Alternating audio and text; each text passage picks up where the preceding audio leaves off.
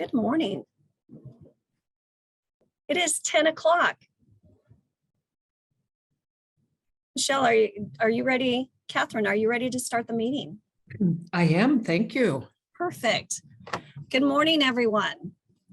Thank you for joining us today. Welcome to California Health and Human Service Agency's Alzheimer's Disease and Related Disorders Advisory Committee meeting. I am Carol DeAndres, and I am going to spotlight myself so you see me. So if you can hold on for just a moment. Hi, good morning. Let me start again. Good morning. Welcome to today's California Health and Human Service Agency's Alzheimer's Disease and Related Disorders Advisory Committee meeting. Thank you. I am Carol DeAndres, and I am a member of the Master Plan for Aging team here at the California Department of Aging.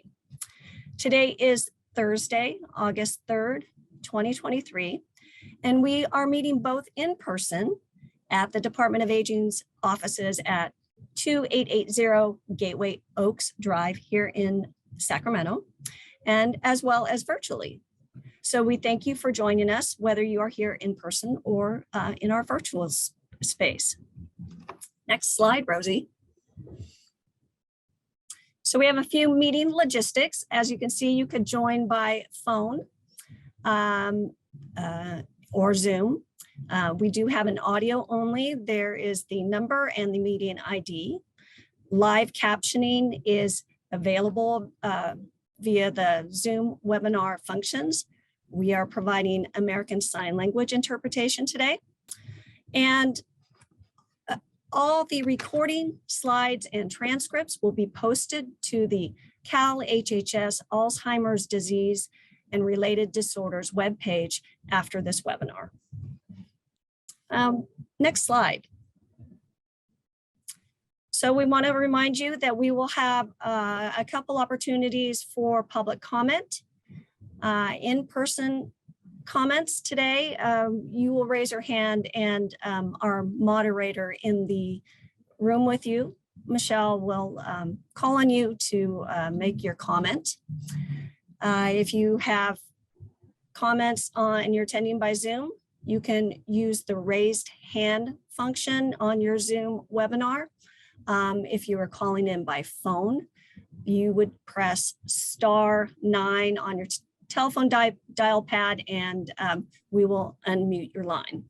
And of course, written comments may always be submitted to through the Q&A function throughout the meeting.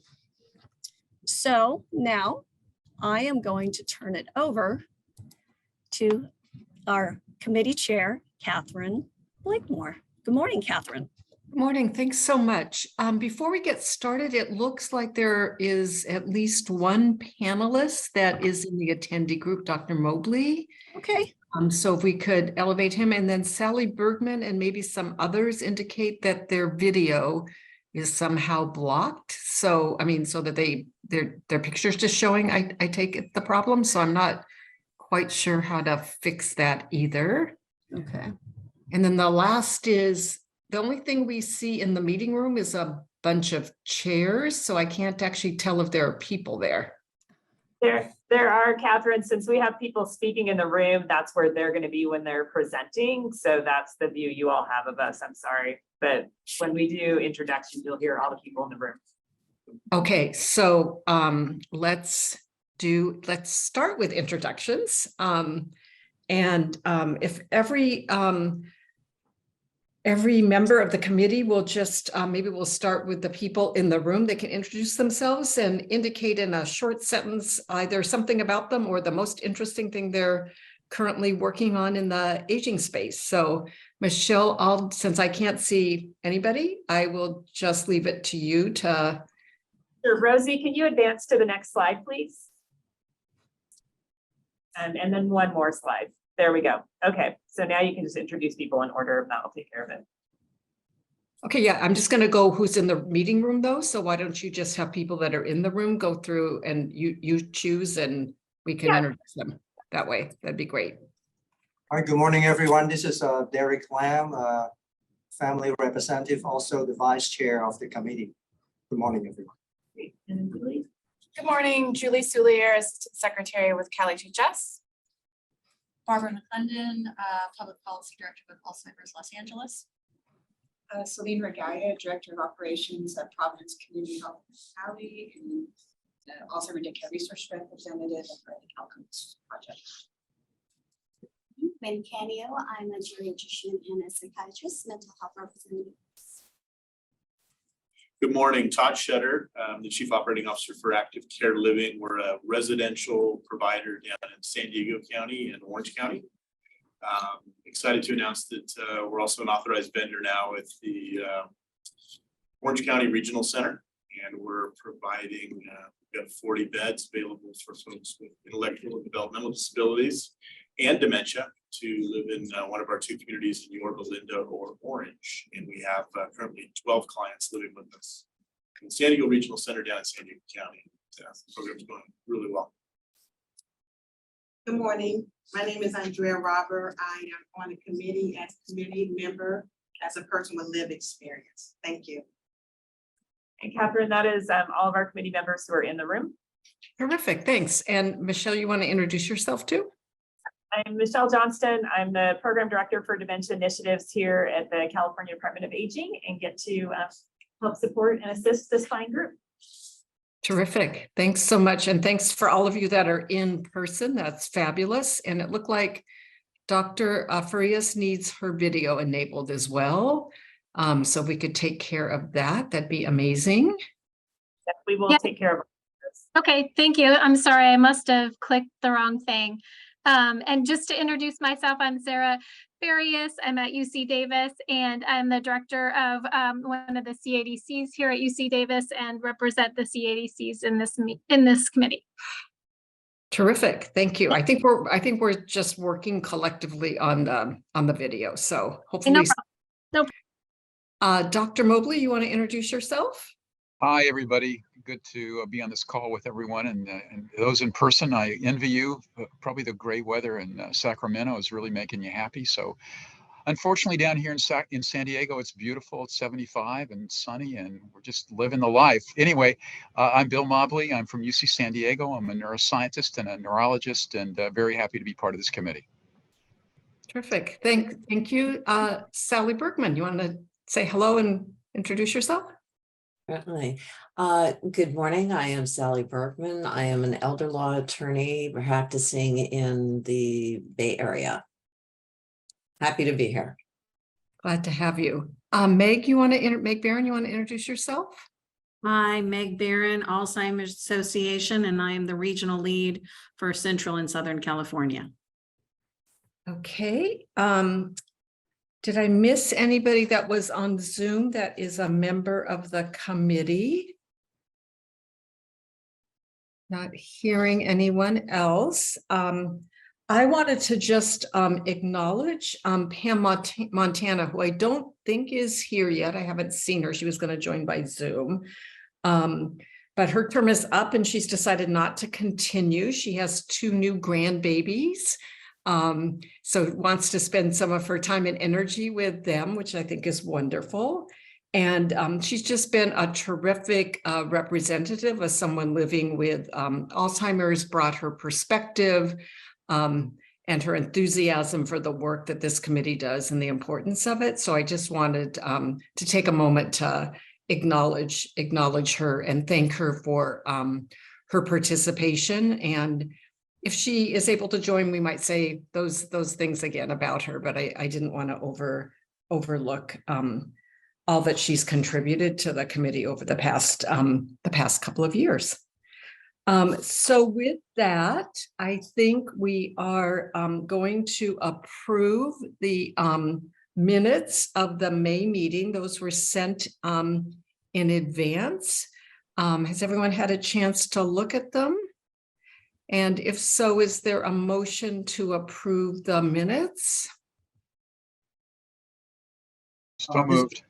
Dr. Mobley, thank you. And I don't know who the second was, but it sounds like somebody from the meeting room. I'm sorry, what? This is Derek, our seconder. Oh, great. Thank you, Derek, very much. Appreciate that. Okay, any other discussion about the minutes? If not, we have a motion and a second. All in favor, aye. Aye. Any opposition? Any abstentions? Okay, those are approved. Susan just noted also an appreciation for Pam Montana in the comments. So thanks for doing that, Susan. And I actually neglected to let the staff introduce themselves in who are ahead of schedule. So Susan, you want to say good morning and then just identify the other staff that are here and let them identify themselves as well? Sure. Good morning, Catherine and committee. This is Susan DeMorris, the director of the California Department of Aging. My video is not enabled, or I would be on video. And we're joined today by, you met Michelle Johnston, who is our staff liaison to this committee. We also have Carol DeAndres and Rosie Carvajal, and I believe Sarah Steenhausen are joining today. And did I miss anyone on the CDA team?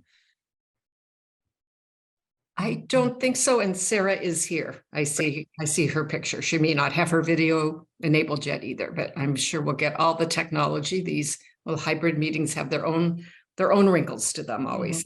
So, but thanks to all the CDA staff, Michelle, who does a great job coordinating our meetings and putting together a really good agenda, and all the other staff who just advance the important work. I think it's just remarkable, all the energy and forward progress that CDA has made. And I think, yeah, I think that's everyone that we have from the staff or from agency that has introduced themselves. So with that, we have a very exciting presentation this morning on California's leadership in implementing the federal Alzheimer's and caregiver plan recommendations. We have 4 really excellent presenters who are going to be joining us. I think they may all, maybe, I'm not sure about if Jared's here yet, but the rest I know are all in person. So it's my pleasure to, are you going to have them go up to the front now, Michelle, or? Yeah, so they are going up to the front, and as they're doing that, Pam has joined. So Carol, terrific. Carol, if you could make Pam a co-host so that we can see her, and then we can thank her for her service. I got it. Thank you. So we'll do that, and then we'll wait till everyone gets up. Oh, good. Our panelists are getting all up there. That's great. And wait till we can see Pam. Let me see if I can start my video. Well, actually, there's. I think they need to do something. Maybe Okay. A little unclear to me what needs to happen, but. Pam, you can turn your camera on now if you'd like. I clicked start video, but it. There you go. There it is. You made it. Surprise. Welcome.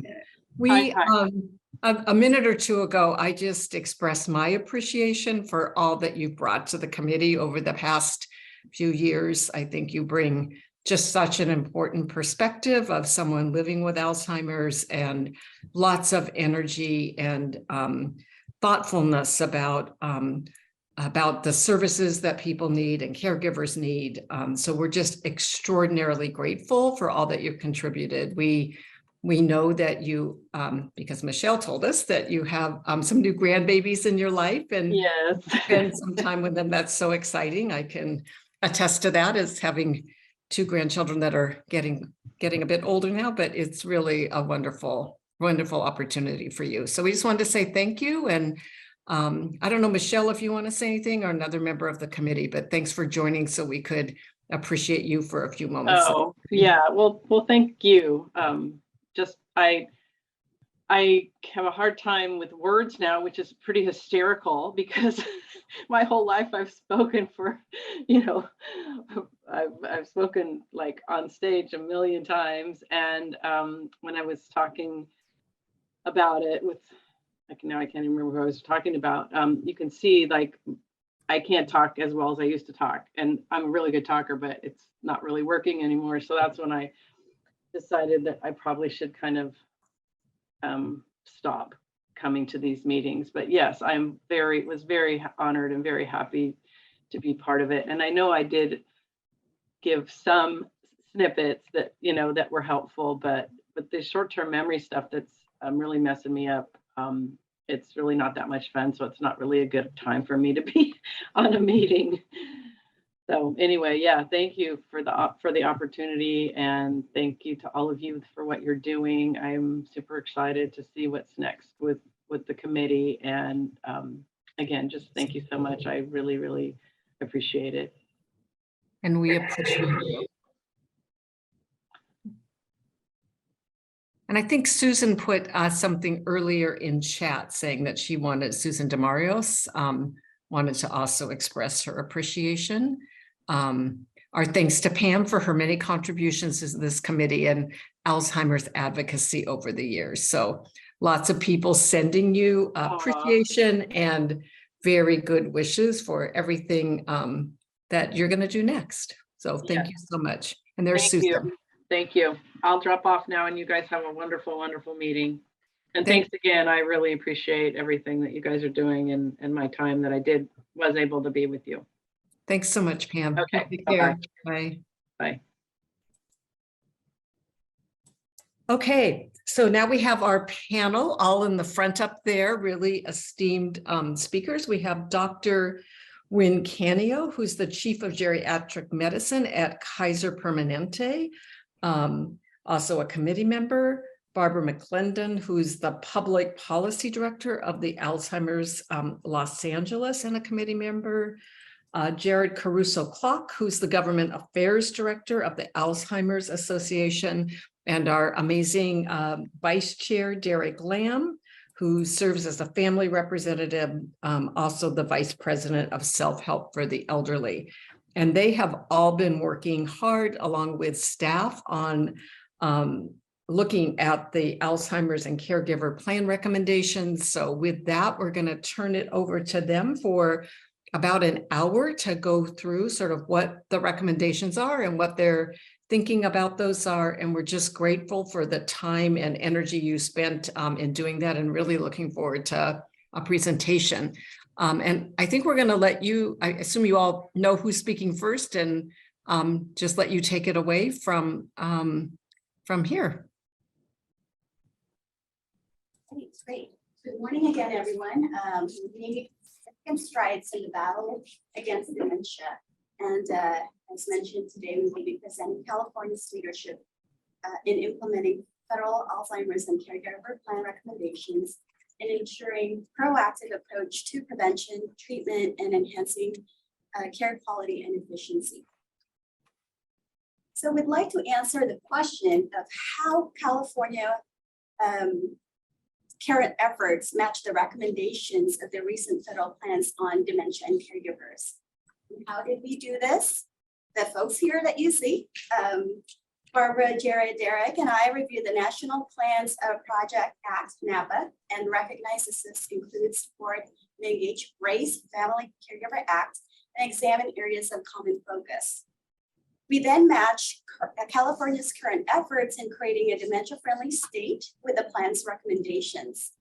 I want to highlight that what we are presenting today doesn't include everything that the state of California is doing, but hopefully captured the majority of the efforts. Excuse me, Wynn, can you speak up a little bit for folks over there? Oh, sure. You've heard a lot of them from our past meetings, so we won't be explaining a lot of the things, but hopefully it will remind you of the things that we've been doing. So finally, we identified opportunities for California to further our efforts in the last few slides. So I will start us off with NAPA goals number 1 and 2. So goal 1 is prevent and effectively treat Alzheimer's disease and related dementias by 2025.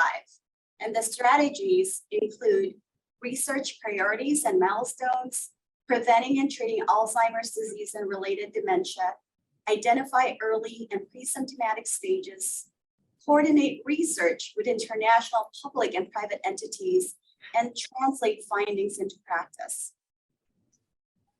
So what are we doing in California to address this?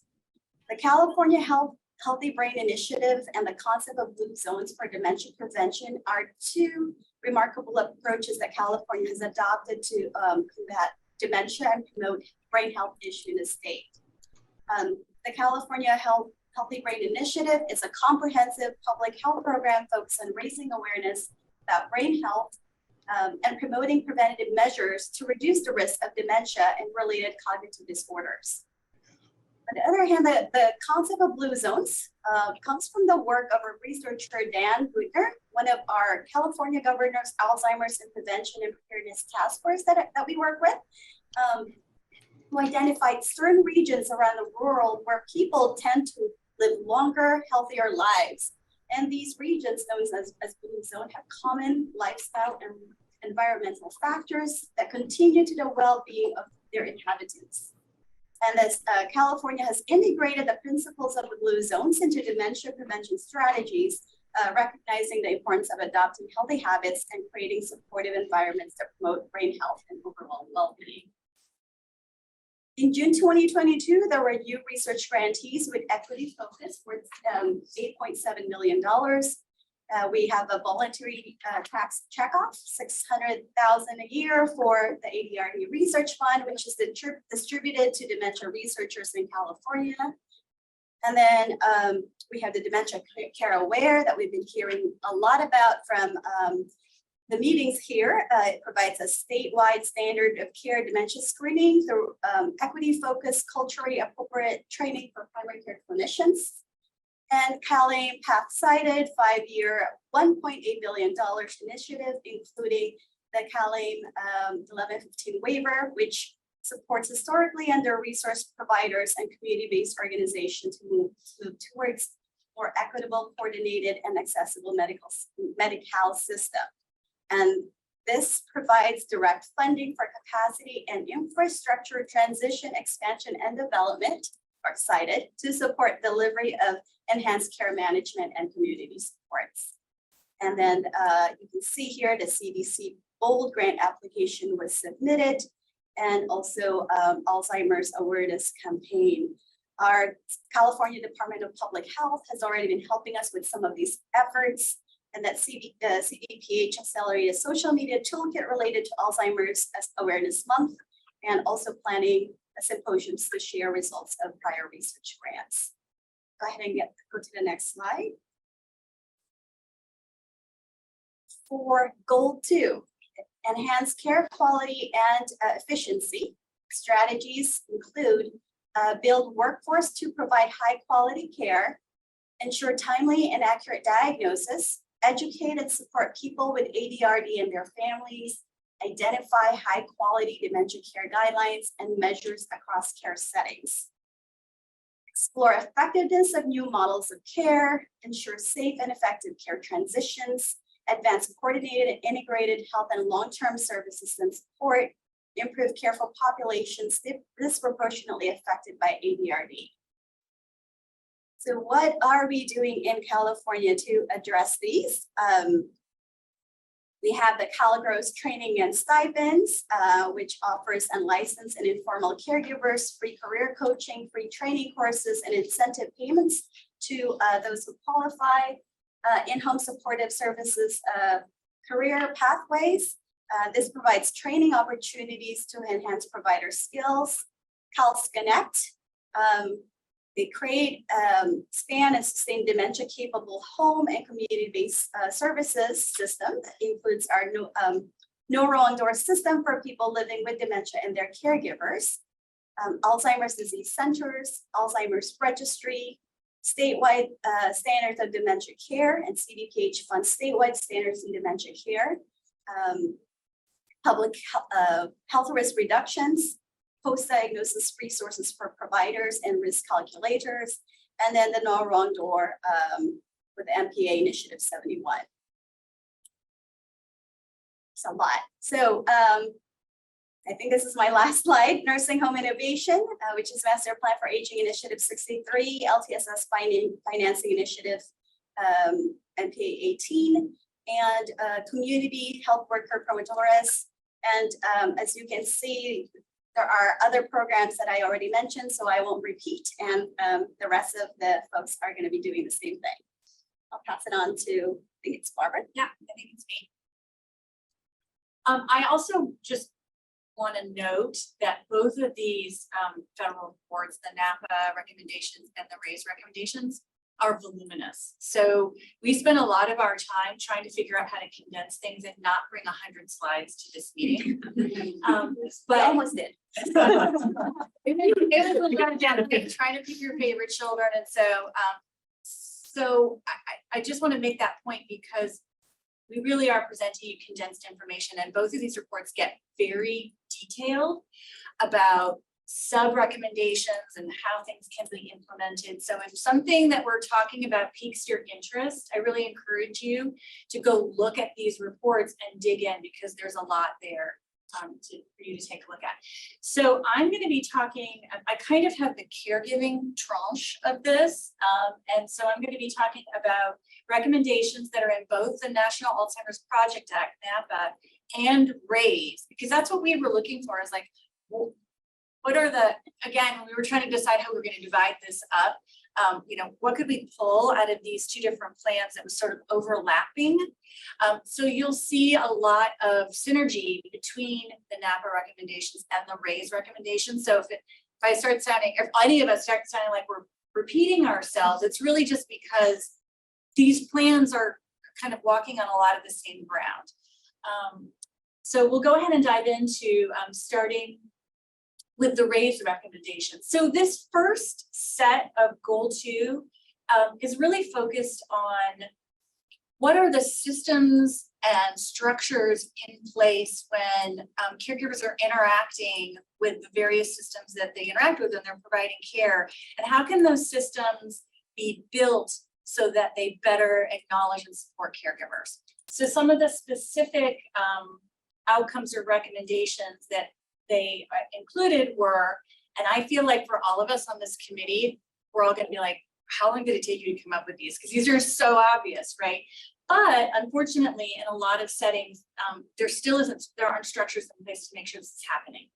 So, recognizing family caregivers as essential partners in these care teams, reviewing their strengths and needs when we're trying to figure out what do caregivers need as far as support services so they can continue to provide care, and including those family caregivers in the development of care plans. We all know if you don't do that, you're not setting yourself up for success, right? If you've asked someone to do something that they have no interest in doing, don't want to do, don't know how to do, it's probably not going to happen.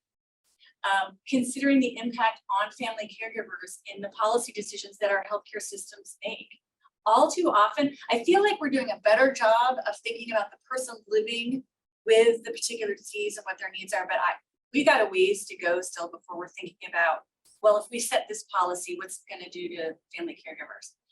And then skill building for professionals who work with unpaid caregivers, which is different than those who might be working with paid caregivers. Next slide. So what is California doing to try to advance towards building a system that looks like the outcomes that I just talked about on that previous slide? I do think we have done a fairly good job, particularly within the last few years, of getting closer to a system that looks like what that previous slide described. So some of the ways that California is getting there is we have had the behavioral risk factor surveillance system, BRFIS, we like to call it, data. So this is a module that California has adopted for quite a while now that gathers information about caregiving. And that is essential to have that kind of data if we're going to build policies, right, that are based on reality, like what's really happening out there in the state of California. So it's so important that California does implement that particular component, because states can make choices about which of the BRFIS components they're actually going to implement. So we're lucky that we do collect that data here in California. The California Department of Public Health, again, has a caregiver training series. That's going to come back up multiple times with various slides. CalAIM is also going to come up a lot, and I don't want to take us down this rabbit hole necessarily, but I do want to level set a little bit to make sure that those of us who are in this meeting understand what that is. And that's basically the state's redesign of our Medicaid program, which we call Medi-Cal. So this is serving millions of Californians from birth to death, frankly. And so those people who are both eligible for the Medi-Cal program and eligible for the Medicare program, which we call the dually eligible. A lot of those folks, about 1.2 million, I believe, are dually eligible. A lot of those folks are living with some kind of cognitive impairment. So when we talk about that program, there's a lot of opportunity to influence what their care actually feels like out in the real world. Dementia Care, which Wynn already talked about, and the California Alzheimer's Disease Centers, which have developed a lot of standards of care and provided technical assistance and guidance for how systems can actually acknowledge, support caregivers. Next slide. So now we're moving to goal 3 for caregivers, also from the RAISE report. And so this one, if you go to the next slide, this next set of recommendations is really focused on what are the services that they're getting. So the first set was about like what's happening when they come into the system. Are we noting who they are? Are we assessing what their needs are? Now this set of recommendations is what are we offering them as far as services? And so the outcomes that the RAISE report is recommending is what we want to see are person and family centered, trauma informed and culturally appropriate caregiver services and supports. Appropriate respite services, and that they have access to evidence-based education, counseling, and peer support. The next one I think is just really reflective of how in many different rooms, virtual and otherwise, I find myself in, we're all doing a better job of thinking holistically. I think a lot over the years, we focused a lot on the healthcare system. So what happens when you walk into your doctor's office, which makes sense because that's so central to the experience of people living with the disease and their caregivers.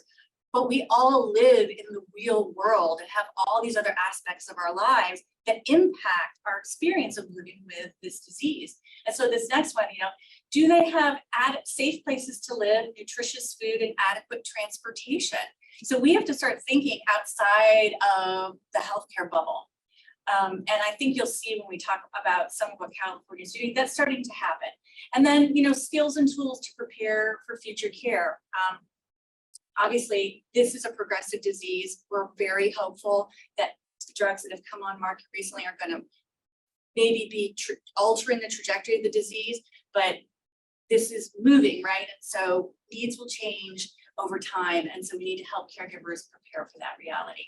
And then a few other recommendations, train vetted volunteers ready to assist. We all know that you cannot be a family caregiver for someone who's living with this disease by yourself. You're not going to make it, right? You need to do this as part of a larger community. So expanding access to vetted, educated, trained volunteers. Caregivers and care recipients' needs are a key consideration in emergency response office. There is a lot of conversation we can have within this committee in that space. And so I think we've talked at past meetings about possibly having a presentation, maybe from CalEMSA or others. I think there's a bill right now that would add a first responder to this committee. So I'm really happy about that because I think when you live in California, where natural disasters lurk around every corner, there's a lot of work that we can do to better prepare so that our families are not left behind. And then agile, flexible, well-trained direct care workforce, obviously central to helping a family caregiver be able to continue to care for their loved one in the setting of choice. So I think the next slide, we're going to talk about what California is doing. So some of these, that's Master Plan on Aging, if you see MPA. And so the first couple here are Master Plan on Aging recommendations. And I do want to note there are state agency staff who are going to be joining us. So they may have more insight into the status of some of these than I do. So if something, again, piques your interest, make a note of it. Maybe some of the staff that are part of this call can expand on some of what's happening there.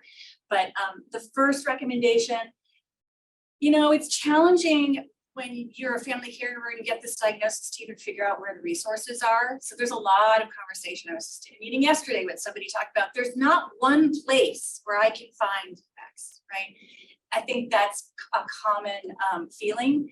And so one of the MPA recommendations is about, how can we develop this compendium of resources so that we can help educate and train our diverse caregivers. Data, which I talked about when I mentioned PERFUS, I'll use the acronym because I said it once, so I think I'm going to use the acronym. We need to be analyzing that state data wherever that's coming from, so that again we can developing policies that are based on real people's experiences here. And then new funding, $22.5 million to boost caregiver supports for our area agencies on aging. Next. So expanding access to virtual care telehealth, which I just need to say, I feel like is a little bit of a double-edged sword when it comes to people with cognitive impairment. Obviously, it can be really helpful because getting your loved one out the door and to an appointment can sometimes be just a bridge too far.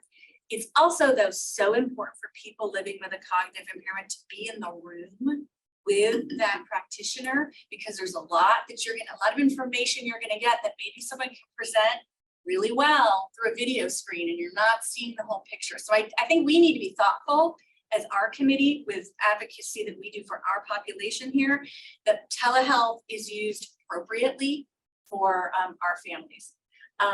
And then the Cal Community Program. So this is Cal Compass, which we have someone in the room here who's a part of that process. Definitely Celine are interested to hear how that experience has been like. So we had a program here in California that provided funding for the Alzheimer's Daycare Resource Center program. So that was extra training and support for and programming for people in the adult daycare space with cognitive impairment. And so this is an effort to kind of revitalize. They lost the funding many years ago, but it's such a valuable program that is even more needed now than then. And so I know they're supposed to be producing a report about best practices and how we can help, move that and expand access to that program. Again, so needed. And then the California Experience Corps program. All of these this is new. Cal Rose is new. The caregiver training program is still under development, but I believe that's online resources to help family caregivers. Because again, just because your loved one gets a diagnosis doesn't mean you know everything you need to know to provide care. And then the Alz Connect, which Wynn spoke about, which is again using our community health workers as dementia care navigators. So it's a pilot project right now in 3 counties, but I think it's still promising as a model that hopefully could then be available statewide at some point. Next slide. Okay, now we're moving on to NAPA. Again, you're going to see, I feel like a lot of repetition from what I just said. So next slide. So some of the strategies here for NAPA goal number 3, expand supports for people living with ADRD and their families. Again, you see here culturally and linguistically appropriate education, training, support materials. Obviously important everywhere, particularly here in California where we are so diverse. Helping caregivers maintain their own health and well-being is so important that's raised up here, because we know if you're caring for someone with a cognitive impairment, the impact on your own health, finances, it's real, right? So we need to acknowledge that. How can we help people who often, feel that it's an honor to be able to provide this care? How do we help them keep doing that? Planning for future care needs, maintaining dignity, safety, and the rights of people with Alzheimer's disease and related disorders. And again, assessing and addressing long-term services and support needs as the disease changes, the needs change, the planning and support that these families receive needs to change too. Next slide. So what's California doing in this space? Actually, a lot when it comes to caregiver identification and assessment. First 2 are, again, master plan on aging recommendations, partnering with organizations to ensure family caregiver assessments are tracking with equity. Again, the health disparities in this space across our state are profound. And so really important that we make sure that when we are assessing that we are considering it within this equity lens. The statewide caregiver equity roadmap and strategy, also a master plan on aging recommendation. And then this building of community of practice for adults with intellectual and developmental disabilities and the overlap with this space, which I feel like this advisory committee has really done a better job of in the last year or so of connecting those two communities. So this is something that's happening on a broader level within the state. Next slide. And then all of this training and awareness. I think all of this has already been mentioned, so I'm not going to read that slide. You can read that slide yourself. I will just go to the next slide. So continuing here on services and supports. So the Department of Aging and the Department of Healthcare Services are both participating in this home and community-based services gap analysis. I believe a report is expected, is it next year from that effort. So that's going to be really interesting. What are our gaps? And no wrong door. So this is obviously about, how can we ensure that a family, whatever part of the system, it's like an elephant, right? Whatever part of it you touch, you want to be able to get what you need from it. So how are we knitting that together? How are we making that a reality for more families in California? The home and community-based services spending plan. So this was from a couple of years ago. A whole bunch of federal money came down to the state of California, and this is where a lot of the money is coming from to do a lot of the training programs that we've already been talking about. The Master Plan on Aging Disability Action Planning grants that have gone out the door. And then again, we've already talked about Alls Connect and the CalCompass program.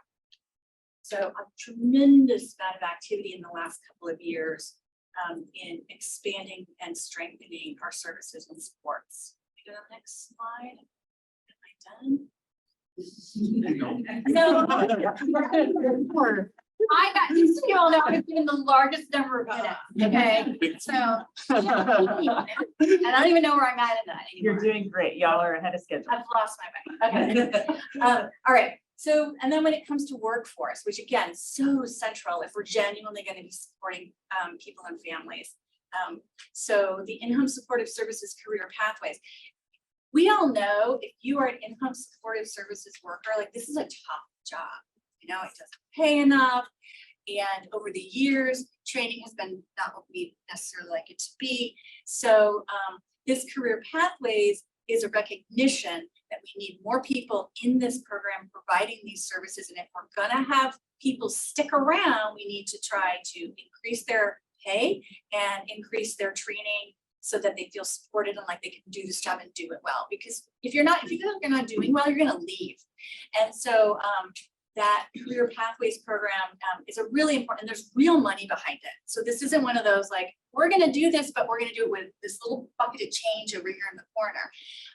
So I think that there's potential, hopefully, we'll see. I mean, it's again, like so much of what we're talking about here is newly rolling out.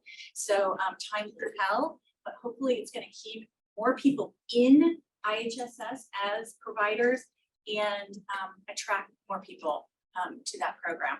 And then again, CalGrow's Direct Care Workforce Initiative, and then the home community-based service spending plan, again, also has significant money in it to support our caregiving workforce. My turn. Well, and I wanted to note that we were able to organize ourselves based on order without any conversation or coordination. So, kudos to us. And how nice it is actually to be presenting to a room of people instead of a screen of boxes that are, typically blacked out and have names on them. You have no idea if anybody's listening to you or you're screaming into the void. I am still getting used to in person, so I'll be using my laptop for notes. We organized these RAISE Goal 1 and then NAPA Goal 4 and 6 because of the overlap on public awareness and public health. So there's a lot of overlap between these three goals and that kind of topic in particular.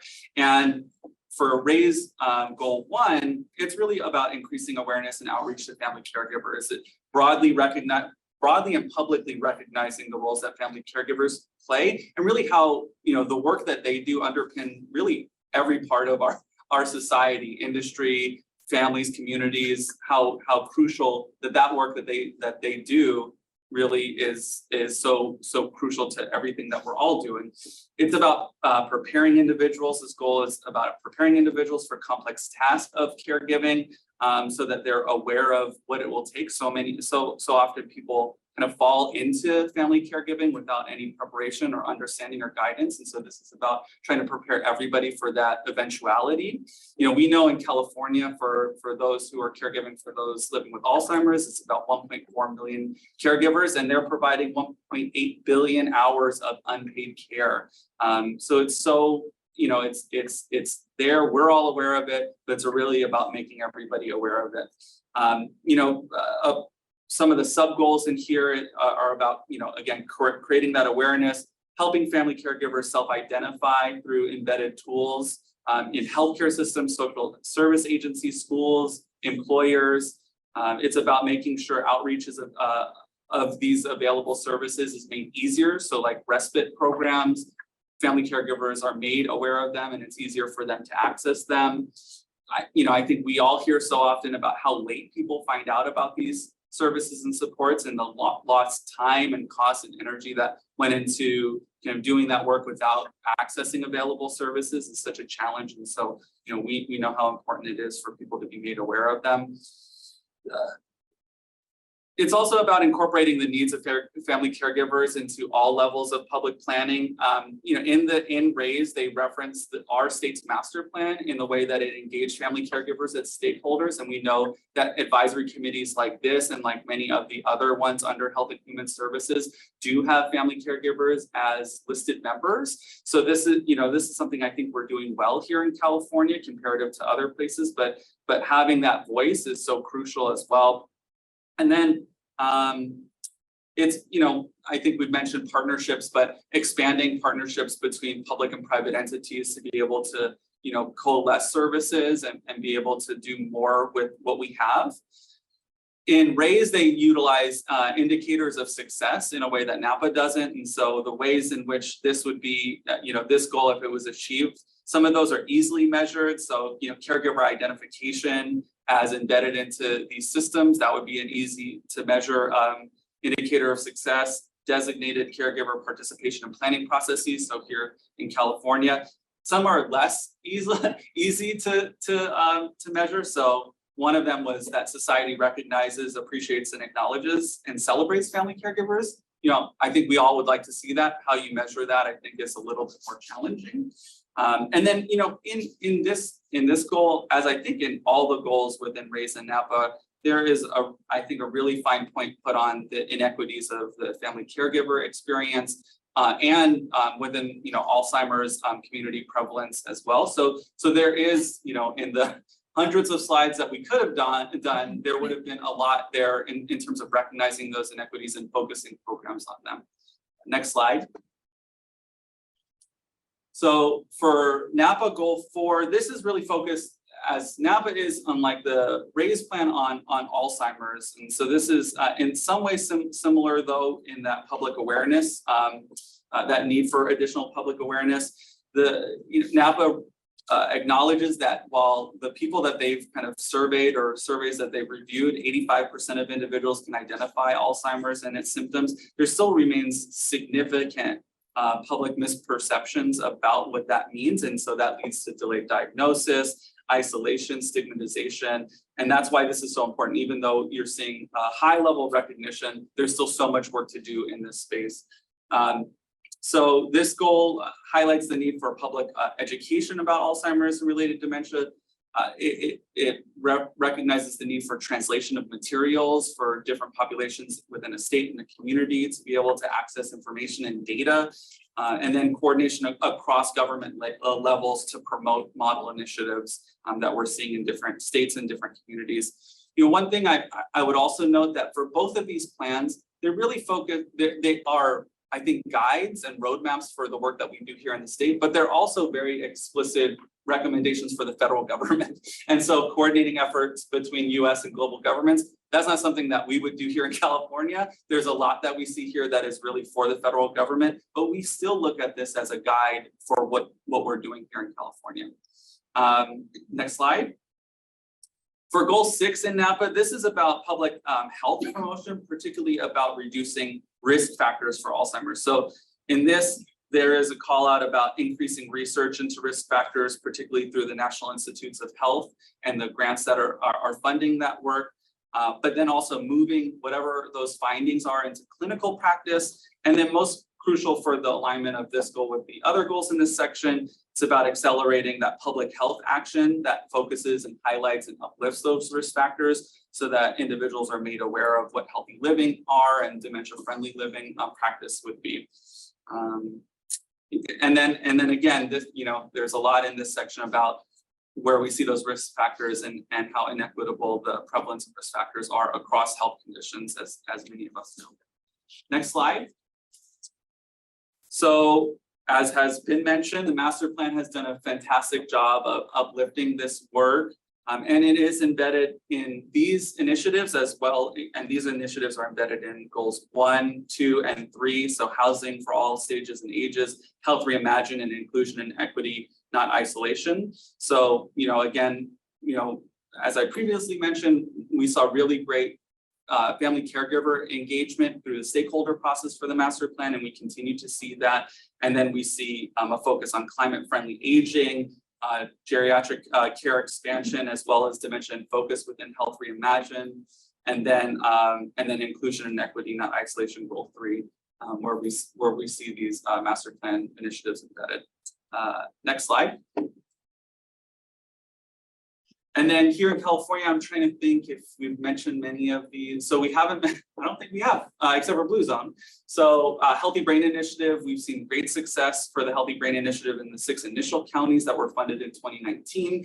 Then we saw an expansion of these counties into 13 total counties. Now, I think for the new counties, funding is yet to be dispersed, but they're, those counties are working on that, on their projects as we speak. And that's the Healthy Brain Initiative is a great local focused public awareness, public health roadmap for different communities to address the issues that Alzheimer's is creating. And then, 2 years ago, we saw such an investment from the state in Alzheimer's programs. So that's where we saw $10 million in statewide Alzheimer's public awareness campaign, which is in development. And then, as was mentioned here in Sacramento, we're seeing those Blue Zone funds be actualized by the Department of Public Health here, and are really excited to see what their findings are. Next slide. So this goal is focused on affordability, and it is solely in the RAISE plan. It's not explicitly mentioned in NAPA. Next slide. So, as was mentioned, we know the cost, the financial cost that it takes to be an unpaid caregiver. The RAISE plan references the AARP data point of about $7,200 of out-of-pocket costs a year for unpaid caregivers. In the Department of Public Health's Alzheimer's related research, they found that it's higher for those who are caring for those living with Alzheimer's, so about $10,000 a year. And those numbers change depending on the community that you're from. So there's an inequity in here. In the AARP data, it's 14% of a household income of a white family goes to these costs, but 44% of a household income for Latino communities go to these costs, and about 34% of the household income go to these costs for African-American communities. So we see the inequity in terms of how we're paying for this and how individuals are paying for this. We do see that there are a number of programs that are targeted to financial assistance for the caregiving of children, but we are not, we do not see anything like the Temporary Assistance for Needy Families program that is focused on aging or on Alzheimer's, and that's something that there's been a lot of work done here in California to develop programs that are targeted and help individuals afford that care. We had a family caregiver tax credit 20 years ago in our state. We no longer have anything like that. And then, I'll talk a lot about the long-term services and supports benefit that's being developed and evaluated by the insurance commissioner's long-term care task force right now. we and that's the big one. In Washington State, they have passed something like that by voters, but that they have yet to initiate that program, so nobody's receiving it yet. There have been a number of hurdles, particularly through the challenges with opting out of their statewide program. But in full actualization, in July of 2026, they estimate that individuals would be able to receive $36,000 in lifelong benefit, and so that's a huge benefit. That would be a huge benefit. That would be a huge benefit for us. And we're very optimistic that something like that will happen here in California.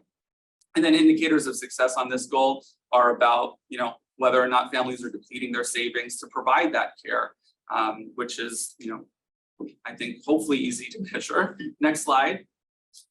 The master plan does call out this work. So there is still the evaluation and development of the LTSS option, which continues, and it is again in the insurance commissioner's task force. And then there is measurement of equity, equity-focused measurement for caregiver assessment, particularly with a focus on economic need. And then the existing community-based services gap analysis. So how are individuals accessing and what is available in the long-term services and supports network throughout the state. And then next, and I think last slide. And there has been significant work in the legislature around paid family leave protections and expansion of state disability insurance. We see this year there are some bills that we'll talk about later, and we have talked about at the advisory committee during the legislative updates. But we do think that the legislature recognizes these challenges, but obviously there's still so much work to do in terms of actually providing funds to help individuals pay for that care. And I think that's me. Yeah. Well, thank you, Jared. And before I start talking about Goal 5, the national strategy to support family caregivers, raise and national plan to address Alzheimer's disease, I just want to thank Michelle again, because she actually has done a lot of staff work to support the 4 of us during our month and a half long research and review and compiling all these nice slides. And I just want you to know she was very hardworking. So we're so thankful to have her. I'd like to cover, first of all, the RAISE Act pertaining to Goal 5. And so just want to point out that as the RAISE Act initial report to Congress indicated, the experience of caregiving can leave family caregivers financially, emotionally, and physically depleted. However, despite a growing number of research going on, there's limited infrastructure for the collection of comprehensive population-based data about the prevalence of caregiving and the context in which care is provided, or the financial, emotional, and physical impacts of caregiving. So you will see a lot of interconnectedness between RAISE and NAPA already from other speakers. And so for the remaining parts of this presentation, before we go into opportunities, I'm going to cover that. So goal number 5 basically is to expand data, research, and evidence-based practices to support our family caregivers. And this is really a prerequisite to the success of the strategy and should be among the highest priority efforts by all sectors. These efforts will need to be iterative in coordination with the achievements of other goals. These efforts can ensure that the nation has the knowledge and data necessary to adequately recognize, assist, and support family caregivers. So first of all, the outcome is that a national infrastructure will exist to support the collection of population-based data using standardized wording of the definition of family caregiving and standardized wording of questions that address the core characteristics of family caregiving experience. So there were listening sessions held throughout the nation, and pertaining to this outcome, it was pointed out that as more data emerges to show that caregivers are people and good workers, the education goes up, the stigma goes down, and we start making some headway. So this is indeed a very, very important outcome that we have right now. The second outcome is that a family caregiver research facilitates the development and delivery of programs and services that support and enhance the health and well-being of family caregiver and the person receiving support. And during the listening sessions, it was pointed out that one of the best ways to increase family caregiver research is to either require or to incentivize it. Well noted. The last outcome under this goal on the raise is developing promising and evidence-informed practices that are promoted, translated, and disseminated to support family caregivers in the delivery of health care and social services. Please note that there are few proven interventions available for family caregivers at the present time. So those that have been developed tend to focus on family caregivers of people with dementia. And most of these programs have yet to be translated for delivery in real world settings. And our country must commit to funding and conducting consistent research into culturally adaptable family caregiver interventions for a range of circumstances and translating existing research for delivery in clinical and social services systems. So as one of the quotes from the listening sessions is that this question of what do we know about what works in terms of supporting family caregivers around the transitions and care that will produce better outcomes. And I think that's a big, big, big question and unknown. Next slide, please. So next, I'm going to talk about the national plan to address Alzheimer's, and goal 5 is on improving data to track progress. And so the first strategy is to enhance the federal government to track progress. So the federal government actually needs to improve data on people with Alzheimer's disease and related dementia, as well as the caregivers and the care and supports that they use to address policy questions and plan and evaluate new initiatives. The Health and Human Services and its partners will identify the policy questions that cannot be answered with existing data, as well as questions likely to arise in the future. So this is really good news that we are going to see some enhancement in the federal government to track progress. And then the second strategy is to monitor progress on the national plan. And the national plan is intended to be a roadmap for accomplishing its 6 goals. And it's a document that is designed to be updated regularly. And the US Department of Health and Human Services is committed to tracking progress and incorporating findings into an updated national plan. And so what about California? What have we done in the space of data? So this year and next year, California will advance 95 new master plan for aging initiatives, building upon the work of the plan's first 2 years. Each initiative features a designated area of focus. So number 1 is deliver. It will deliver results with an emphasis on increasing the number of people reached and on improving the quality of services provided for both, noting that these initiatives are based on available resources and ongoing budget changes.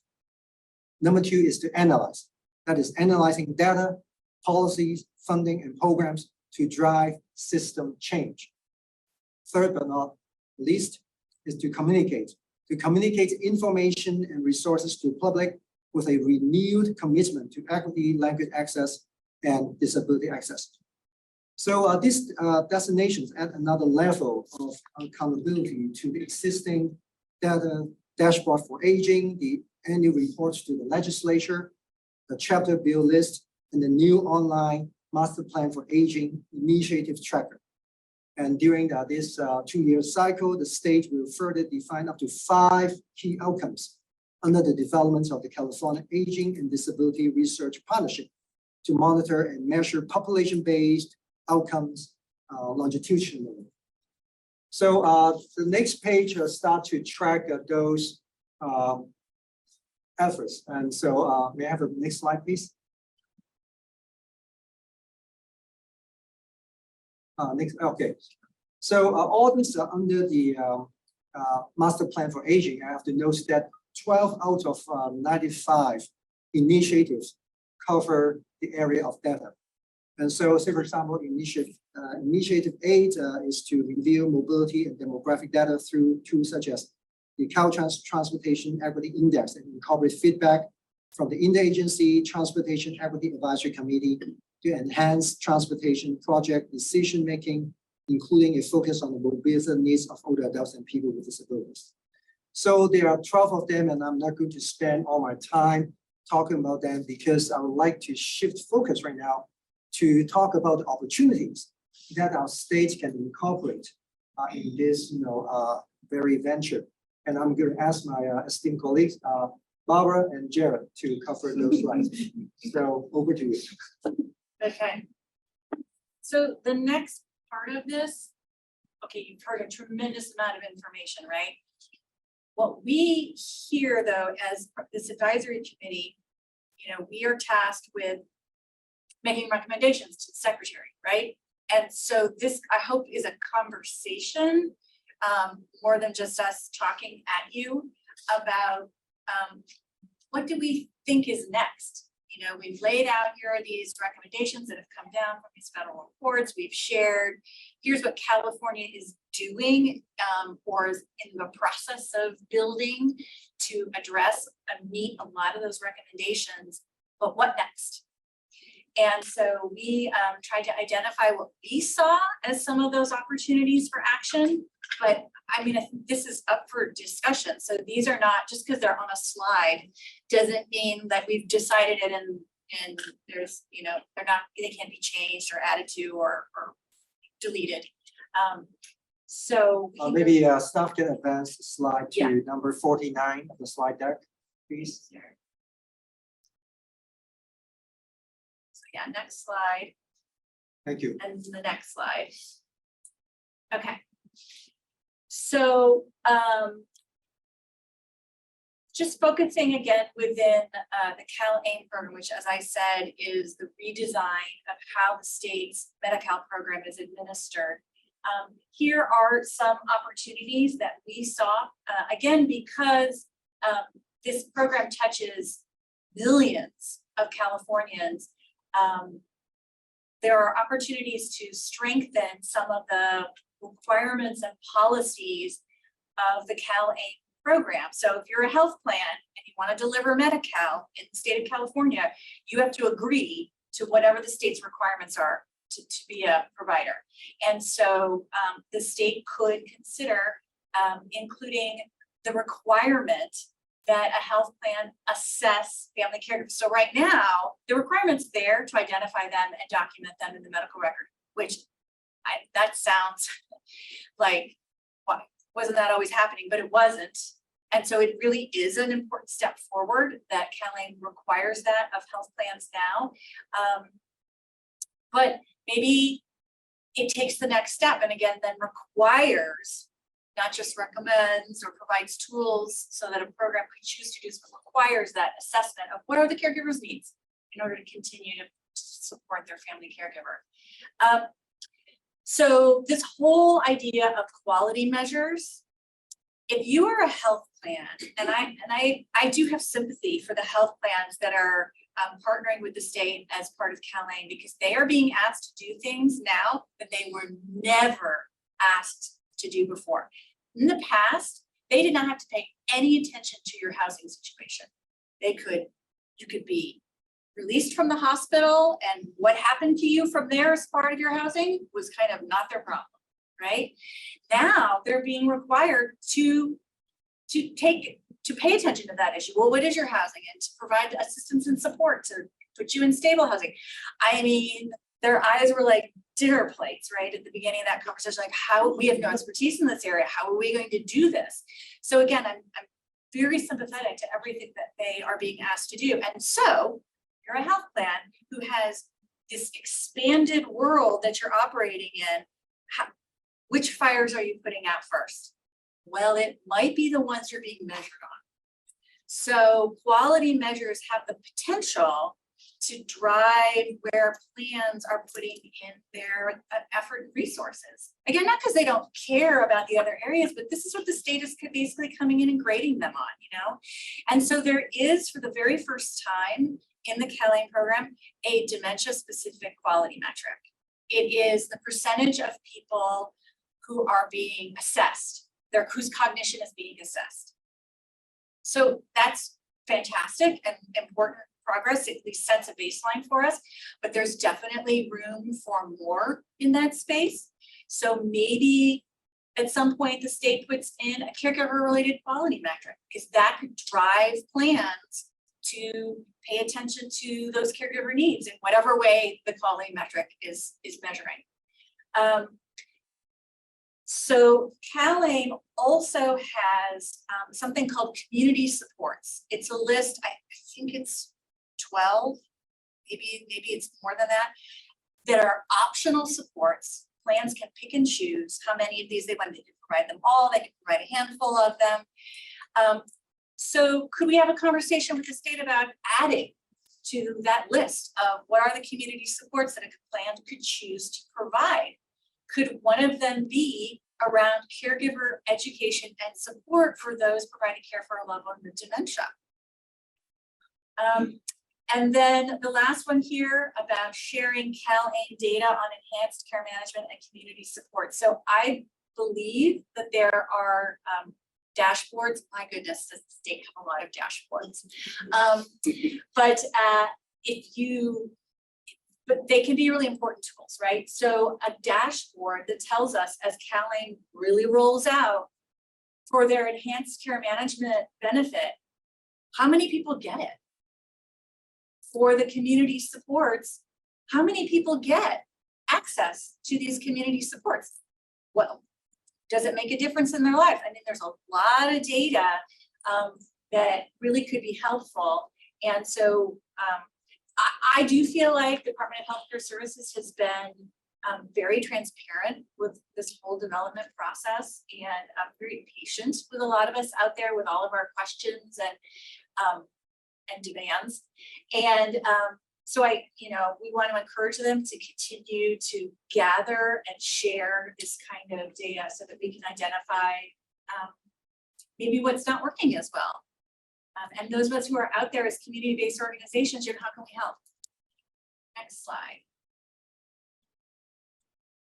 And do we want to just keep rolling through these, or do you want to pause and get input from folks who've been listening so patiently for so long? I think we should get through them just in the interest of time. We have about 8 more minutes, and then we'll have a good 20 minutes for discussion.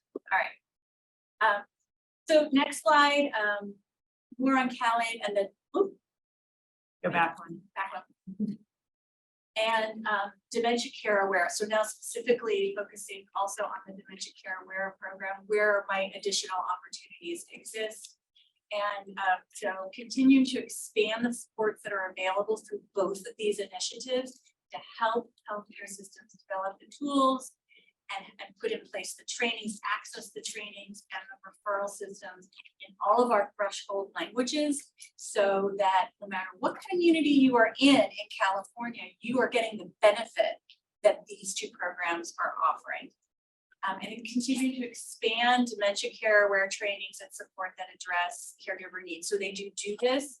I think that there's always the potential to put even more focus on training and support for caregiver needs. Next slide. So this is still mine, right?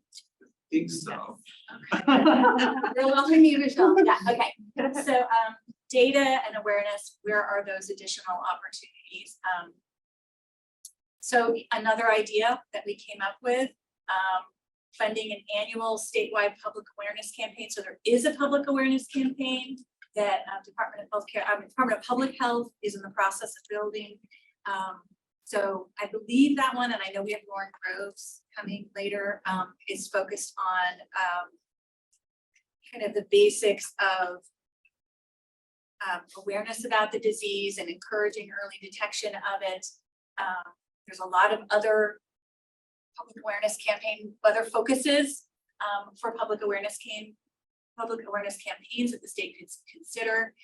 There was a piece of legislation in this most recent session about a public awareness campaign that was focused on caregivers that was held. It had dollars attached to it, so held in suspense, not going to move forward in this legislative session. I've already talked about birth data, making that more available and user-friendly. California Department of Public Health, their Alzheimer's report, regular updates with more detailed county level. So I'm from my organization, we're in LA County, right? And there are a lot of people that live in LA County.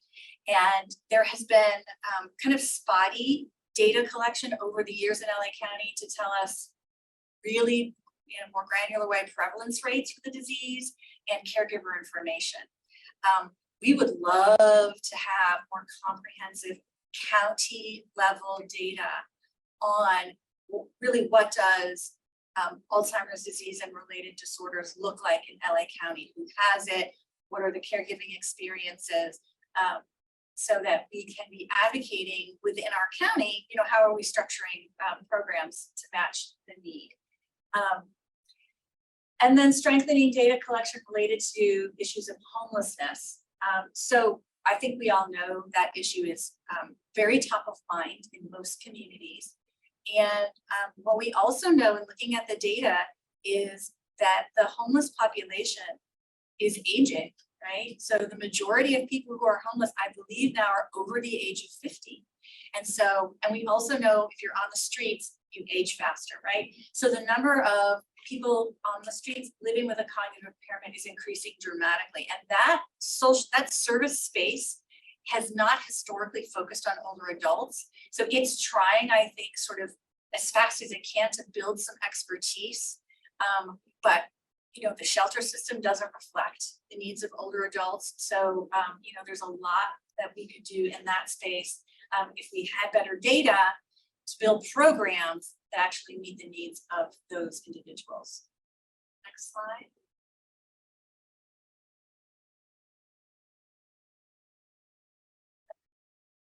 I think it's still you. Your last slide. Sorry.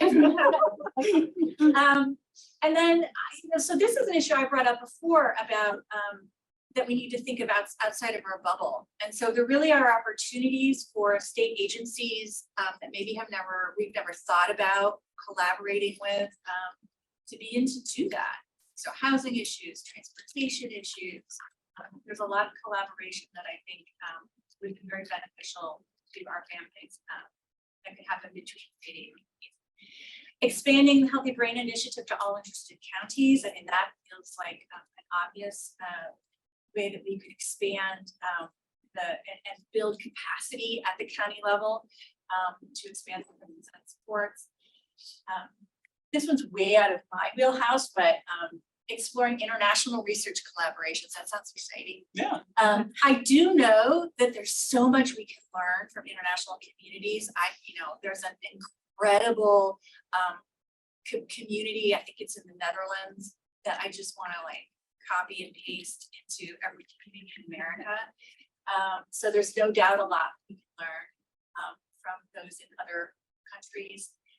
And then incorporating the race indicators of success into the master plan on aging.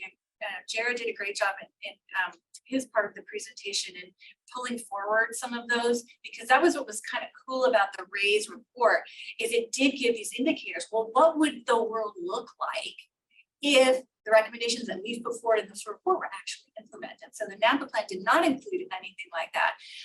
But I did think that that was really interesting and something I think that the state should consider in the next iteration or update of that master plan on aging. It would include some of those indicators of success. What would California look like if what the master plan on aging is recommending was actually implemented? Yeah. Oh yeah. All right, I'll go quick. So obviously early detection is has been such a huge priority and maintains as such a huge priority. We've seen some success in this area with the creation of Dementia Care Aware, but that's really narrowly focused on the Medi-Cal population. And it requires physicians to be interested in doing the training. So there's still so much work to do, both in the primary care setting, but outside of the primary care healthcare settings to be able to increase early detection. You know, we are in, I think, what we call the era of treatment, which we're so excited about to see treatments that are finally, you know, disease altering. And we are concerned, you know, as we should, if we see the inequities in all stages of this, particularly in terms of receiving a diagnosis, that we'll see that in terms of accessing treatments. So, you know, what can the state do as, you know, they become more accessible? How can we ensure that they're accessible for everyone? And then, you know, we know that I think it's like 1 million ER visits a year by those living with Alzheimer's and dementia.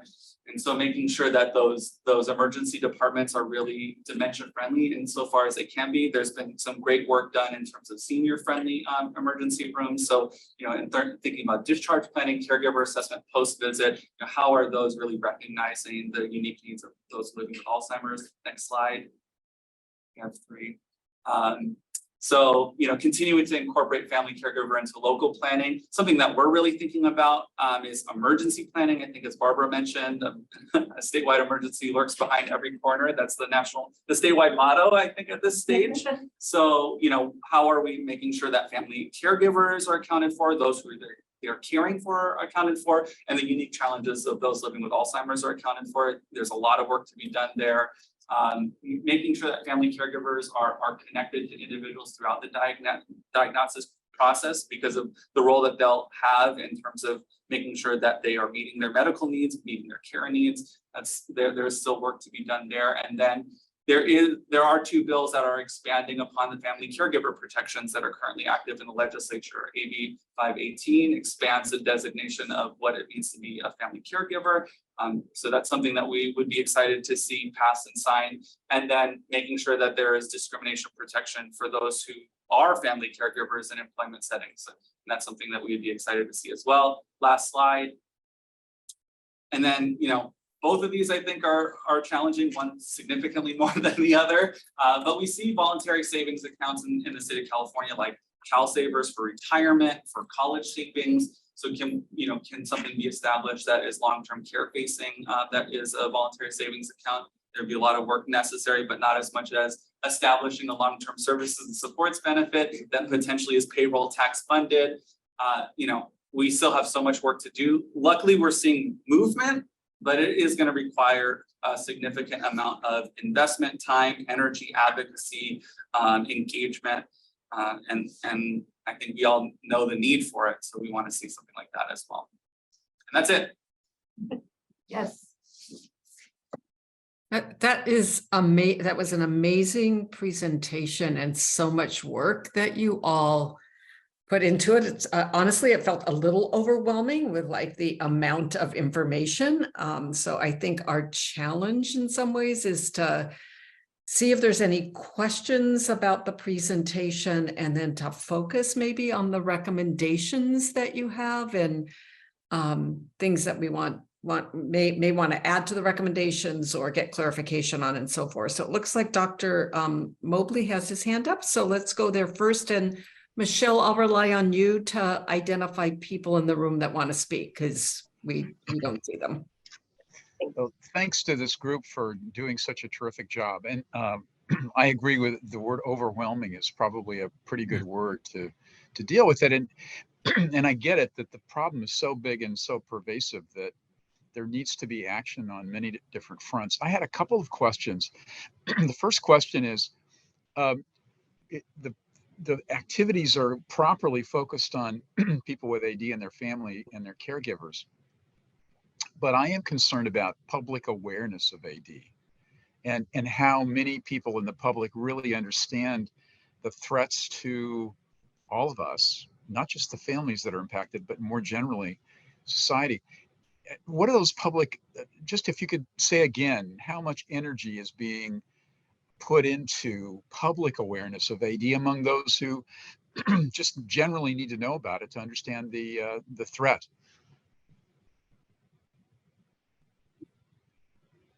Yeah, well, I'll just say, I think that we have seen some really positive movement on that. The Healthy Brain Initiative is one good example that is more county focused, and an expansion of that, which is really great. And then, as we mentioned, $10 million invested by the state to create what is characterized as a statewide public awareness campaign. We know that there needs to be much more funding and ongoing funding to actually support something like that. And I would look to the Department of Public Health to provide updates on where they're at in that planning process and what it will look like. But you know, it's a great first step. We're seeing a lot of really great initial steps, but couldn't agree more that so much more needs to be done. I would You say, know, I I'm think sorry, go ahead. it is a particularly effective way into the conversation. A lot of So we can't really hear the speaker, and if you could also say who you are, that'd be amazing. Change the camera. Angel. Oh, change the camera. Yeah. Okay, this is Barbara. So I think a lot of people, if we start talking about Alzheimer's and dementia, just self-select out. They just don't even want to talk about it, right? They don't want to take anything about it. But if you talk about maintaining brain health, now people are interested. So I do think if our public, so this is why the Healthy Brain Initiative is so useful, I think, in Dr. Mobley, getting to your point of how do we get this pervasive basic understanding in our communities about Alzheimer's disease and dementia and what we can do to reduce their risk. I think that's Yeah, I mean, that sounds right. And I mean, I think the emphasis then on healthy brain is really positive. The reality is most of the data around healthy brain will have come from understanding the risk factors for dementia. But yeah, speaking about a healthy brain, talking about what people can do right now, something as simple, for example, is, you know, getting a hearing test and making sure that you can hear. Those very simple things, it seems to me, might be a really appropriate additional message to provide. Not only is there Alzheimer's disease out there, but you can actually do things to decrease your risk for it quite significantly. So let's go. What I think there was Celine had a comment in the meeting room, and then we'll go to Dr. Farias after that. A couple of comments.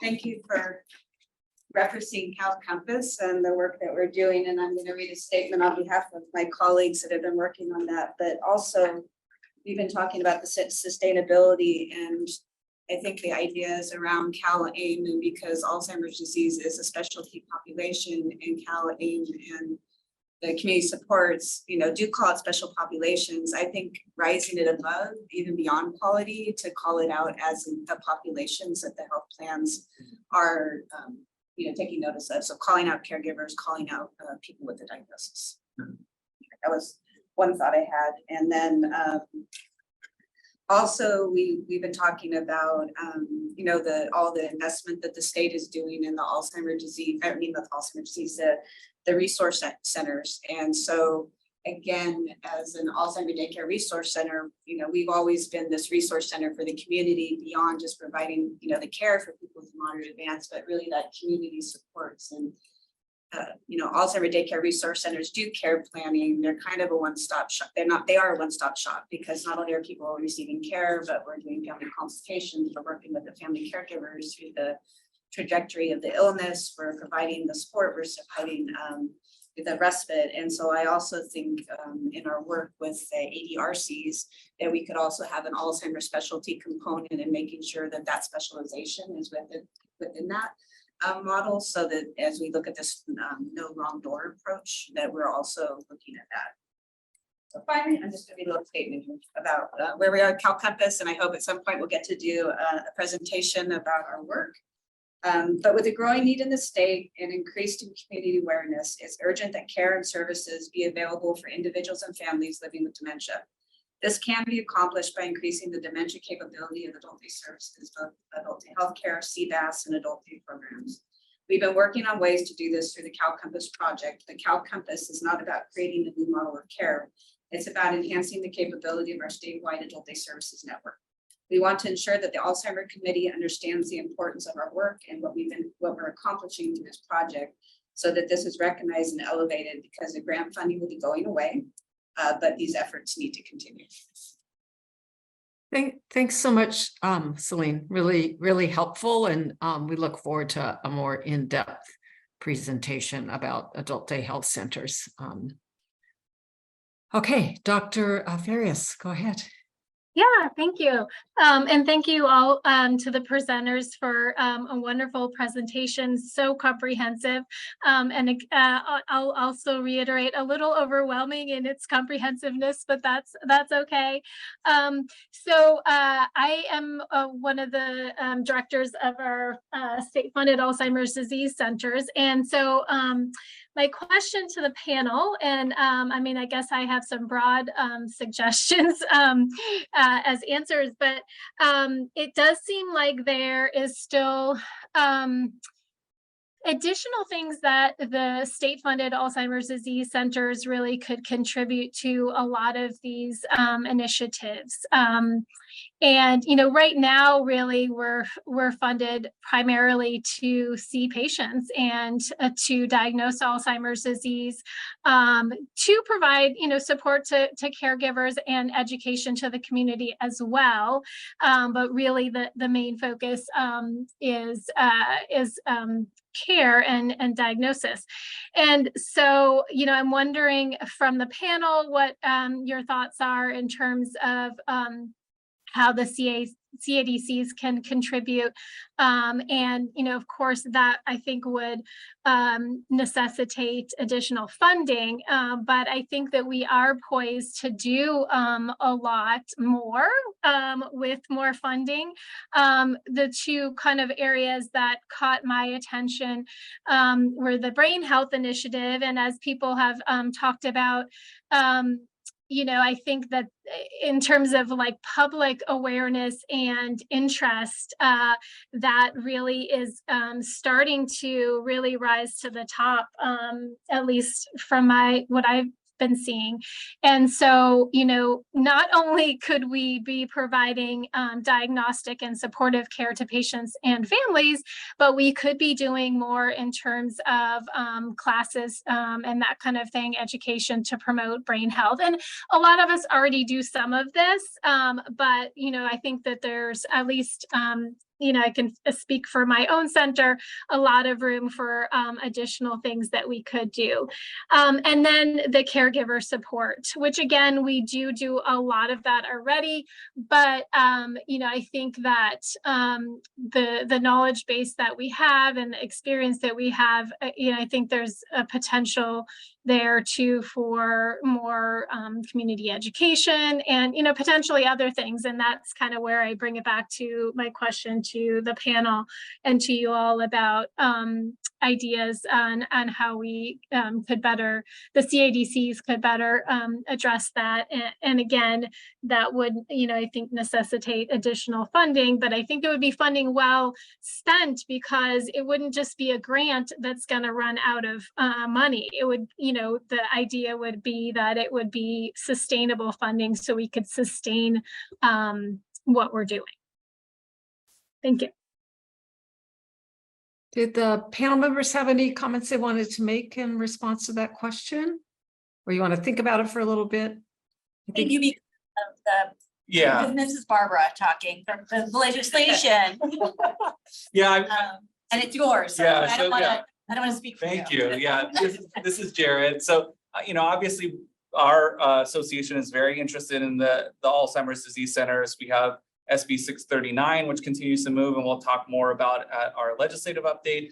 But I think everything that you mentioned is opportunities, and then because it was a deficit year, I think opportunities for increased investment weren't really on the table this time around. But I think we're still very much interested in seeing where budget opportunities are for next year in the CADCs to be able to fund some of the integration work that's outlined in SB 639, but to really position the Alzheimer's disease centers for all of the things that we need to see them be doing in community throughout the state. Yes, and Jared, I know that you're well aware of all this and have been very helpful, but I just wanted to, put it out to the broader committee here too. So thanks so much for the comment. Was there another comment? And then I have a couple comments before we move to public comment. Catherine, this is Barbara. I was just going to say, I also think with drugs potentially meaningfully disease modifying drugs coming online and those drugs being appropriate for people at the very earliest stages.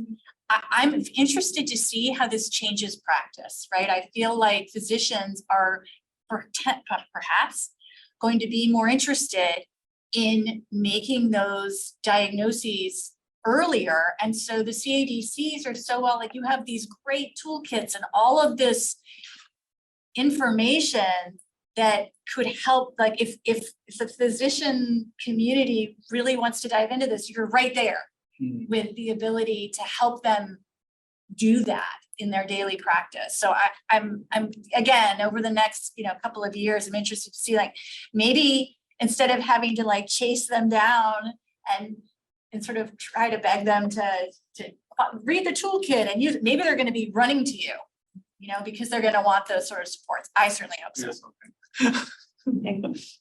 Catherine, we have a little time for committee comments, and I know Andrea had some things she wanted to mention too. Okay, so Andrea, why don't you go, and then I will go after you, and then we'll open it up to public comment. Okay, so my name is Andrea Robert, and of course I have several recommendations, comments, but I really enjoyed the presentation. It was a lot, and it helps me because this is information that I can use and pass on to my peers that's going through any type of cognitive changes. One of my comments is regarding the direct care workforce initiative. Is going really well.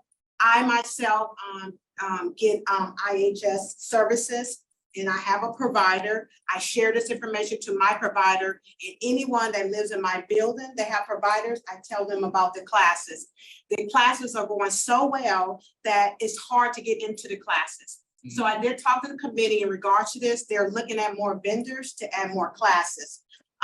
Also, I want to make sure that they keep on the recommendation in regards to not only providing extra training in regards to making their jobs better, like CPR classes, how to work with people with dementia. Also, make sure that they continue to look at bridging these programs, these training programs into LVN programs, RN programs, because at the end of the day, these workers are only making $16 an hour, and as much as the trainings are helping them, they'll stay in a place where they're gonna have to work multiple jobs. So I wanna make sure that the recommendation also include training in regards to community college.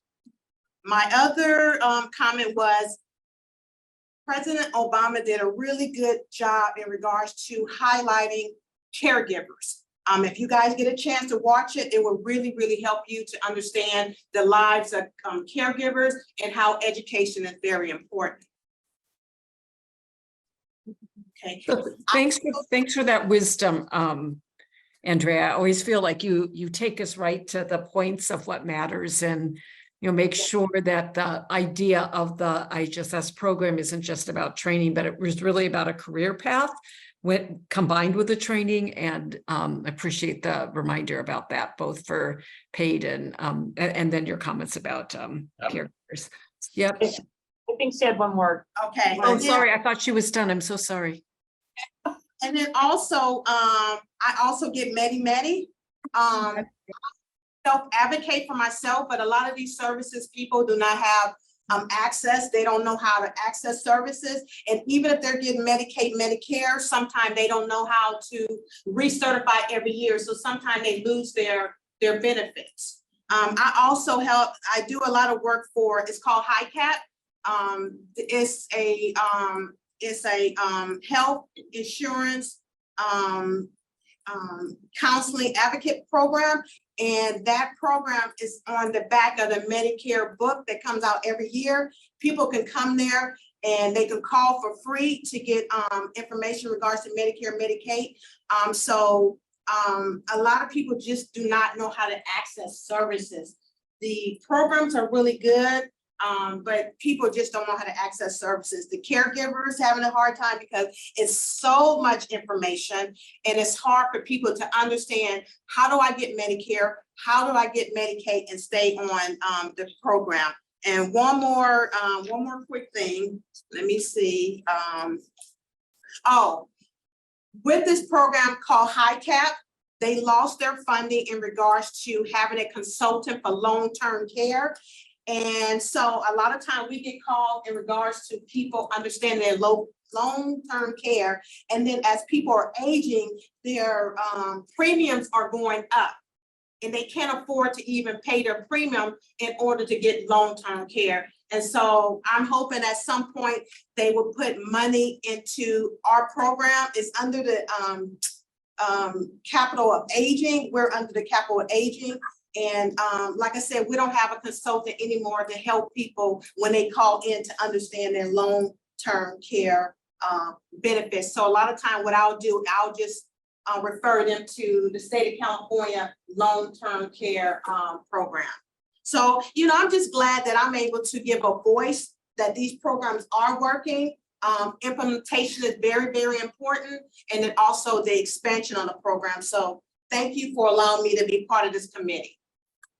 Thanks so much, Andrea, and sorry for not knowing that you had other really valuable things to say.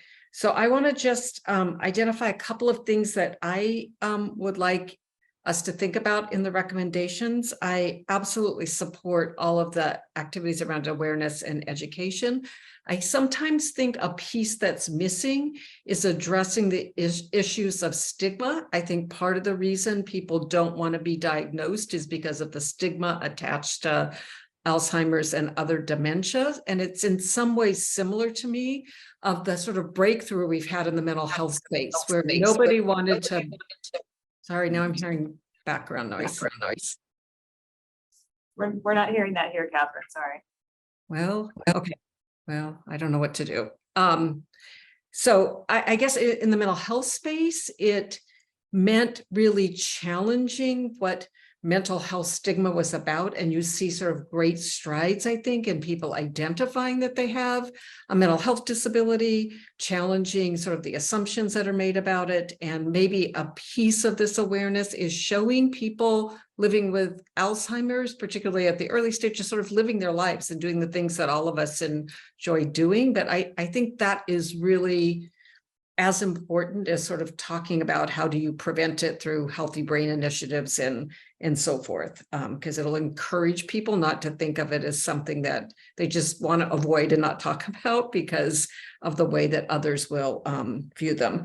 I'm also interested in, there's the new CMS guide that came out, and there's going to be state grant funding available that's really going to focus on sort of different ways of providing services, starting with what's called a person-centered plan. And I think we've talked about planning, but I think using person-centered planning tools that are used in some other systems and really a requirement now of the Home and Community-Based Services Act at the federal level, which allows the opportunity to do planning in advance on an annual or every so number of years basis with individuals with Alzheimer's as well as their caregivers would be really important for California to adopt as a strategy.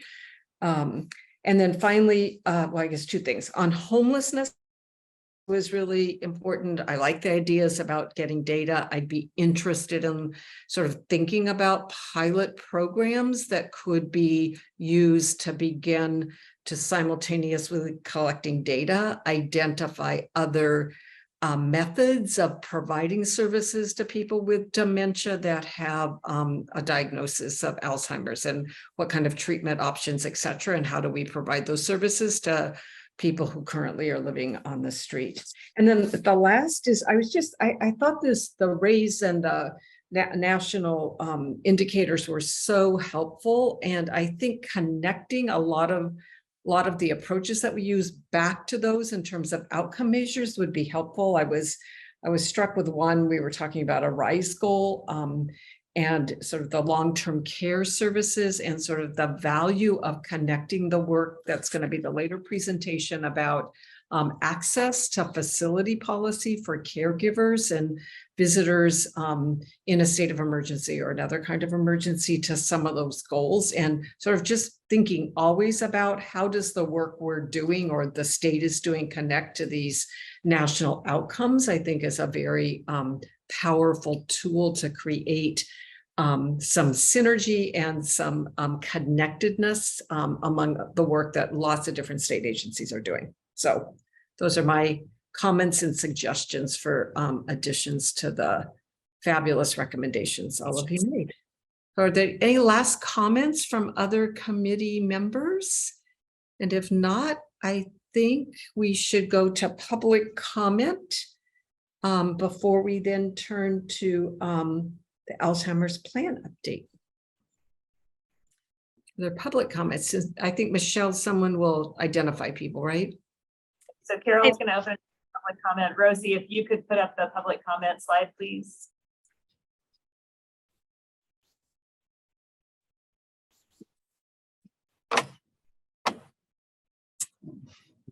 Hi there. We are moving into the public comment period of this meeting. So I'm first going, the next slide, Rosie. There we go. I'm first going to look to Michelle. Are there any comments in the room? I do not believe so. Thank you, Carol. Okay. Thank you. So if you virtually, if you have a comment, you may use your raised hand icon on your Zoom features and we will unmute your line. Or if you're on the phone, you can dial *9 on the phone pad and we can unmute your line at that point. And of course, you can write your comment in the Q&A function of Zoom. So we do have one comment from Wanda Smith, and I'm going to unmute Wanda's line. Oh, hi. Thank you very much, Carol, and to the committee. I'm here representing the California Senior Legislature, and I'd really like to thank you for the excellent and yes, overwhelming slide presentation. And I wondered if it would be possible for a copy of that to be made available for me to share with other members. And then I wear a second hat with Alzheimer and the related dementias. Families are often telling me about that they've coined a term, diagnosis and adios. And so I'm really appreciate the committee looking at improving the diagnosis and looking at shoring up the misdiagnosis, especially for the related dementias. You know, the exciting trend is with treatments even for progranulin. And so I really appreciate all the work that you're doing. Thanks for having me. Thanks for the comment. We appreciate you joining us and making comment. And Wanda, just so you know, the slide deck will be made available on the committee page within a few days after the meeting. I think she has a question. Do you need any other information about that, Wanda? No. Great, thank you. Thank you. Any other comments?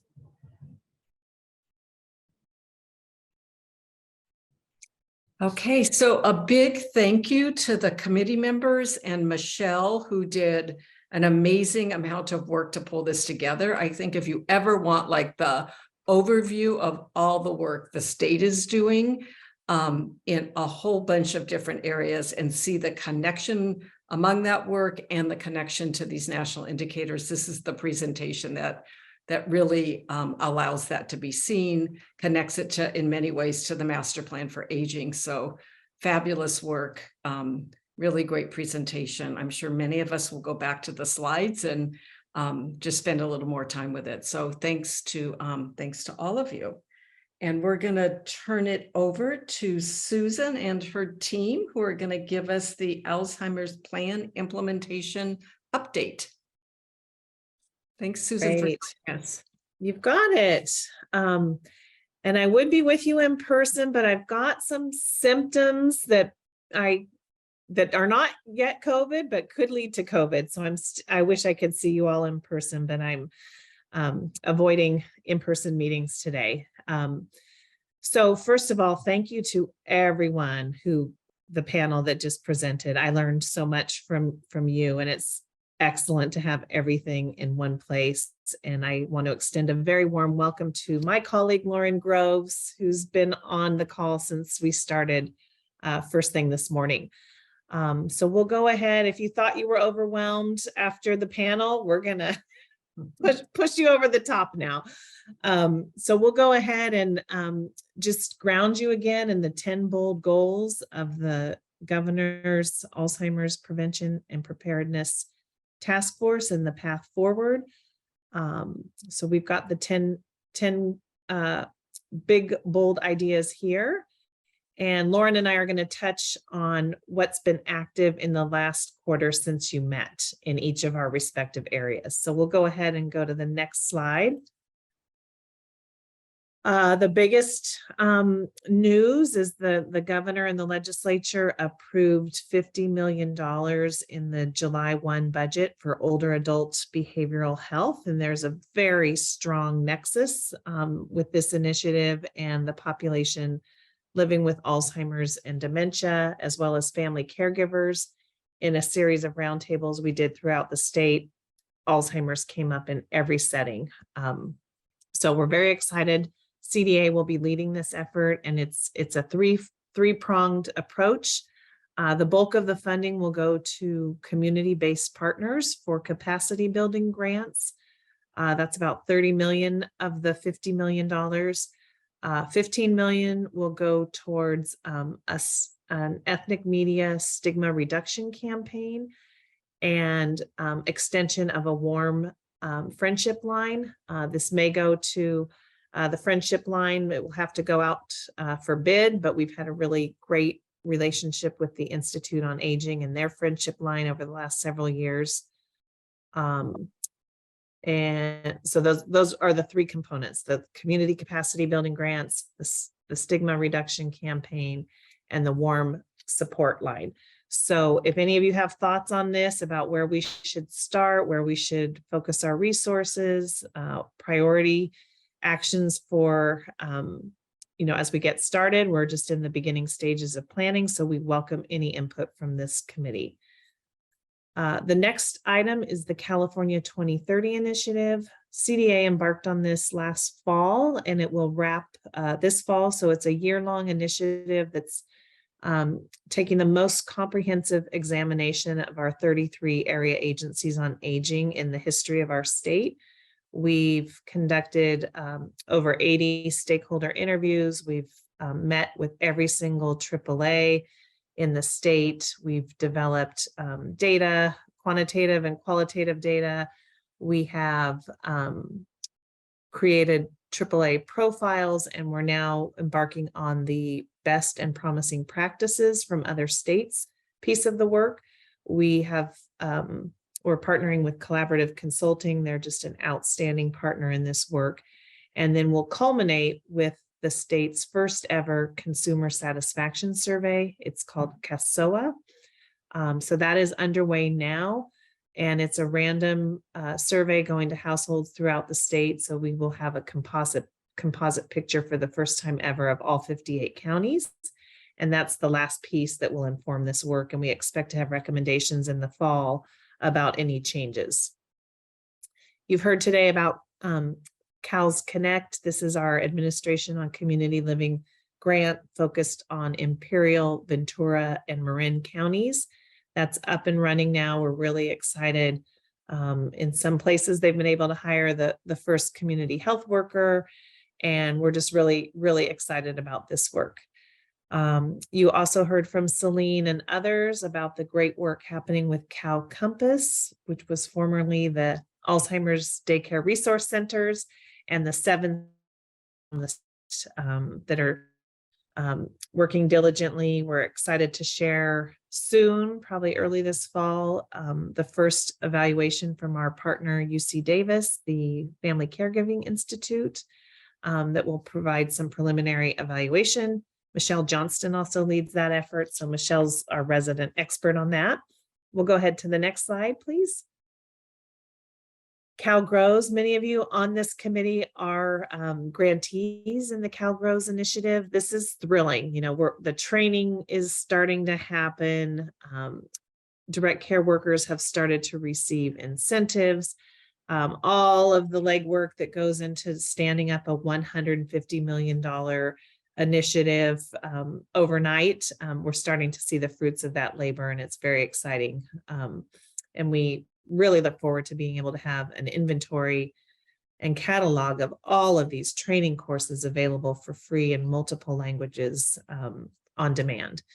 You heard about our No Wrong Door initiative. The update I have there is we did receive a grant from the federal government to establish a No Wrong Door governance structure.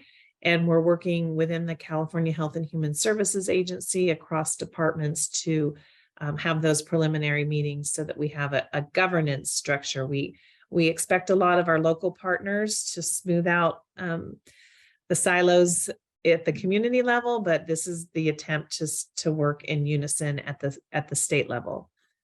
Our Office of the Long-Term Care Patient Representative has already had several hundred inquiries and has performed over 100 consultations for individuals who are unrepresented in long-term care facilities. And this is a service we provide statewide, and we have specially trained patient representatives working throughout the state. In fact, we just hired one in Bakersfield. So we're really excited that these individuals can provide that in-person support. The Bridge to Recovery, we had this is the funding for the adult day healthcare CBAS centers, the community-based adult services, adult daycare centers, and the program for all-inclusive care for the elderly PACE sites around the state. So we've had a response to our first round of funding, and those awards are being processed now. And then we expect to have a second round of funding made available early this fall, because the initial applications did not deplete the funding in its entirety. Many of you have joined these calls, but this is really going to be a roadmap for our state's future. The home and community-based services gap analysis that we're able to have a shared consultant supporting the Department of Healthcare Services with all of the Medi-Cal programs and waivers.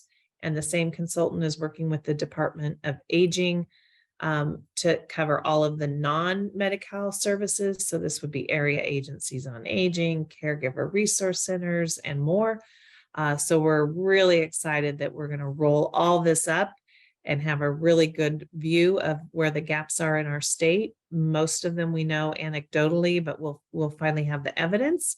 And this will help us build a roadmap for the future to start prioritizing funding and programming and resources in areas where we have gaps.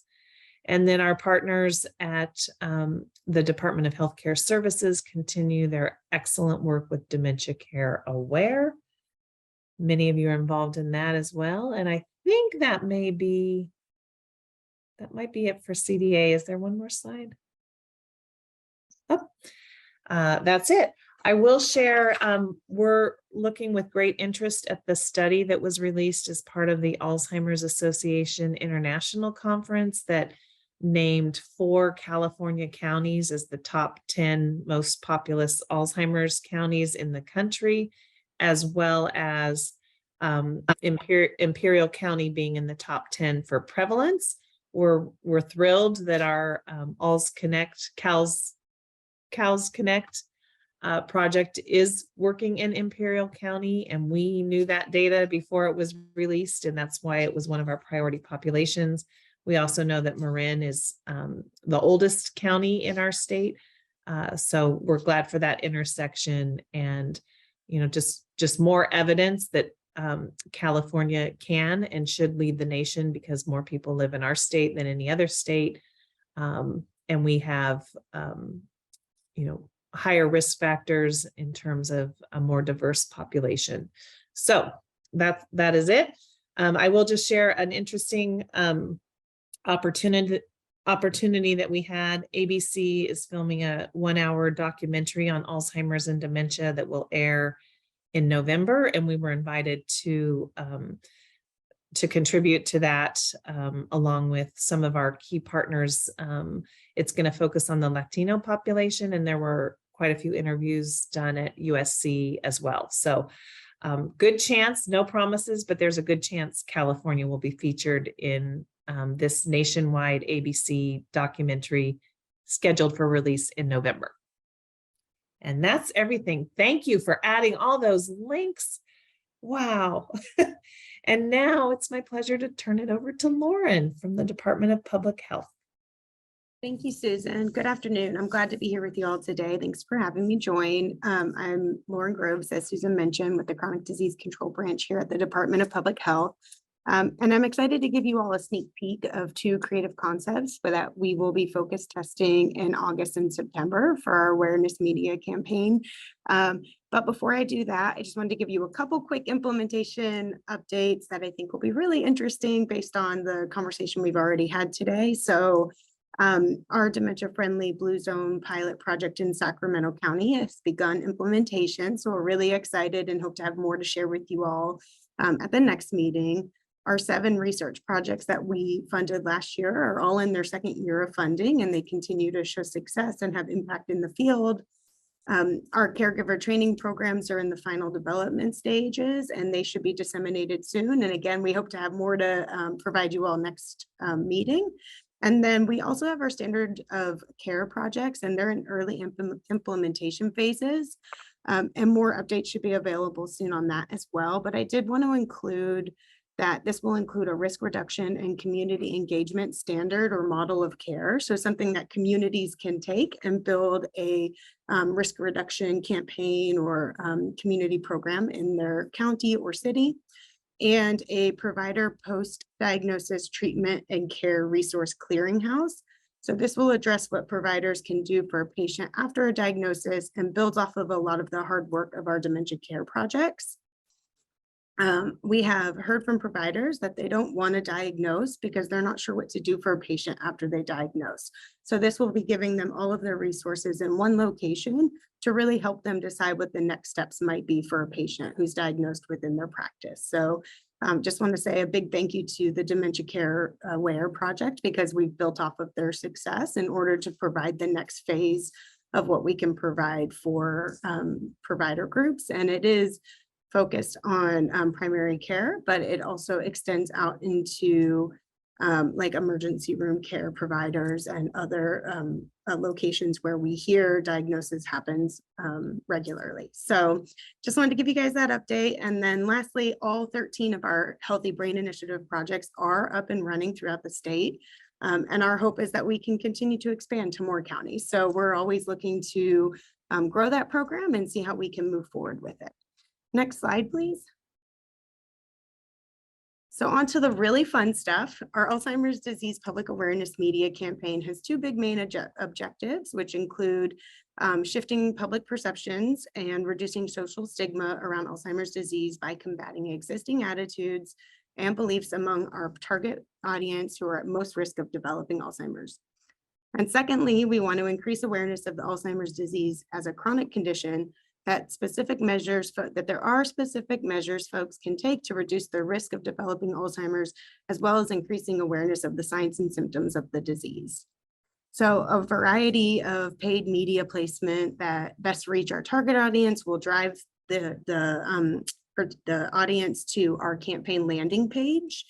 And we are hopeful that when you do come to the campaign landing page, individuals will be able to identify the signs and symptoms of Alzheimer's. They will understand the risk factors for Alzheimer's, and they will be able to access resources to assist themselves or their loved ones who might have Alzheimer's as well. We really hope that this landing page engagement helps individuals feel empowered to talk openly with their families and healthcare providers about the disease. Then we hope it helps them to get screened sooner and would improve quality of life post-diagnosis as well. So in addition to that, there will be a location to connect individuals to their local health departments and nearest other Alzheimer's related resources in their communities. Next page, next slide, please. So the target audience for this campaign does include pre-symptomatic individuals and persons living with Alzheimer's disease. So it does include both. And we are trying to focus on populations disproportionately affected by Alzheimer's, and that includes women, communities of color, and the lesbian, gay, bisexual, trans, and transgender, queer, and questioning people. So our campaign further targets these populations with both English speaking messaging for multicultural audiences and a Spanish language messaging for Spanish speaking audiences. We will have two ranges that we're looking at of 40 plus, and that messaging will target risk reduction and caring for your loved ones who have Alzheimer's, and then a 65 and above age range, and that will really be focused on knowing the signs and symptoms and what you can do to get help. Next slide. So this is going to be really brief, and I know we have minimal time, so I'm going to kind of get through this as quickly as I can. But where we're at in the process for the public awareness campaign is that we are now, we've done some initial formative research where we've conducted focus groups as well as looked at what the data and the science tells us about the disease, and we have created two different creative concepts. So nothing you see here or that I talk about here is finalized. We're just in that first phase. What we plan to do now is take these two concepts and go to a focus group model and test these two concepts. And then from that, we will create a final campaign with final assets and really take the audience that we're trying to reach and focus group test these ideas. So concept number one is when I hear Alzheimer's, it has a tone that's really empathetic and authentic and empowering, and it has a first person perspective. So really it's, gonna focus on when I hear the word Alzheimer's will be a consistent element, and it clearly addresses the thought in the back of everyone's mind that as they get older and break down the barriers, they are keeping people from seeking out treatment or screening, I'm sorry. And really, we want to showcase Californians are concerned about the possibility of Alzheimer's in the future, but they are seen in their environment doing things that they love or still interacting with people that they love and, kind of staying active and vocal. So when people hear the words Alzheimer's, they have immediate reactions, fear, worry, confusion. And as California's population ages, more and more of us will hear those words. But we don't want to wait for the moment. Instead, we'll discuss Alzheimer's openly and honestly and show how risk reduction and early diagnosis allows us to face Alzheimer's like never before. So that's the big kind of concept around concept number one. And so what I'm going to do now is read an example of what might be the voiceover to a ad on social media or a television ad or a radio ad. So bear with me. I am not a voice actor, so I'm going to do my best. It will sound much better when the appropriate people read it. But when I hear the word Alzheimer's, I don't even want to imagine the possibility. But things I thought were normal signs of aging may be signs of something more, especially for older women like me and me and me. I now know Alzheimer's is a chronic condition with nothing to be ashamed of. So I'm being screened early, watching my blood pressure, and exercising. Taking these steps now means I can face Alzheimer's like never before. Learn about the signs, early screening, and ways forward at facealzheimersca.com. So that's kind of the look and feel of concept number one. If you can go to the next slide. So concept number two is a little different. Its tone is really stylized and empathetic and powerful. And this concept is titled, This Is What It Takes, and it is focused on strong action words that can be associated with what it takes to address Alzheimer's. There are many reasons why someone would put off getting an early diagnosis of Alzheimer's. I'm better off not knowing, or there's no cure, so why know early? But with early diagnosis comes the ability to plan your path forward. So this campaign centers knowledge as power, using simple factual information that helps people understand the disease and what to look for and plan for. So once you know more is kind of the idea around this concept. So again, I'm going to read a voiceover to give you an idea of what that will sound like and look like in the media. This is what it takes to take on Alzheimer's. Awareness, to recognize things you thought were signs of aging may be something more. Bravery, to recognize older women are at much higher risk. Dedication, to lowering your risk by watching blood pressure, exercising, and reducing stress. And seeking support by discussing early screening with your doctor. Take on Alzheimer's by learning about symptoms and benefits of early screening. Learn more at takeonalzheimers.com. So that's a really brief overview of the two concepts. We can go to the next slide. Now that we have the two concepts, we'll begin focus group testing to establish a final direction. We'll complete 4 to 5 focus groups of Californians, and we'll show each group 3 tailored assets from both campaigns. Following that testing, we'll create a final campaign. It will go through many reviews and approval phases.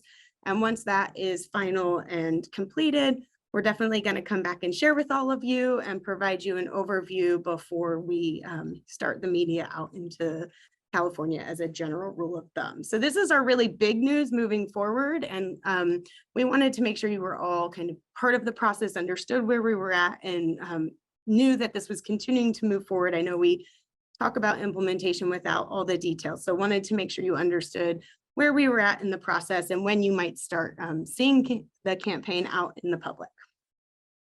I think And you're next- reading my mind. Those seem great. Next slide. Oh, at this point, I'm just open if I know we're right at 12:10, and I think that's when we're supposed to stop. But if anyone wants to share, you can always message me separately, or I can set up, you can email me if you have questions, but I just wanted to give a quick overview. Thanks so much for joining us today too. Really appreciate you being here and all the information. Susan, did you have something you were saying? Sorry, I didn't mean to speak over you. This is Michelle. I just wanted to know, we did have a question in the chat. They thanked you for sharing the creative media concepts, and then just wondered in terms of audience and how people with intellectual and developmental disabilities will be included in the assets and visuals. Yeah, I think as we continue Thanks for sharing to- that comment too. Thanks, Michelle. Sorry, Oh, yeah. Lauren. Oh, no, definitely. I think that's, definitely an audience we'll consider engaging with during the focus group testing process. So we will have Californians from many different walks of life that'll be part of that focus group testing. And the idea is that we are really going through the focus group testing process by getting the general audience that we're hoping this will impact by having their feedback and their understanding. I know one of the things that happens often for us is we're so deep in the conversation and we have so much background knowledge that we are not the right audience for focus group testing these concepts. And so the idea behind this next phase is to really bring in individuals from many different walks of life and find out what does resonate best with Californians across the board. Thank you, Lauren. I think you thought this moment would never come, but we're going to take a break for 30 minutes, which means we will be back at 12:40. And we're going to have a legislative update for about 20 minutes and a little time for some committee discussion about those updates. So that's what's up next. But enjoy your break, get something to eat. So much information today. My brain might be a little tired, but all good information, and so grateful for all the people on this committee. So we'll see you in a half hour. That's good. Yeah. Yeah. Okay. We're on time, I think. So we should, yep, 12:40, we should. Let me, Michelle, I'm going to unmute the room. Oh, A lot of stuff. You're coming back to the room. Okay. Caroline, working on corralling her group. Okay, thank you. So don't be like. There's 3 now. It's time to start. They're getting involved. I mean, there's.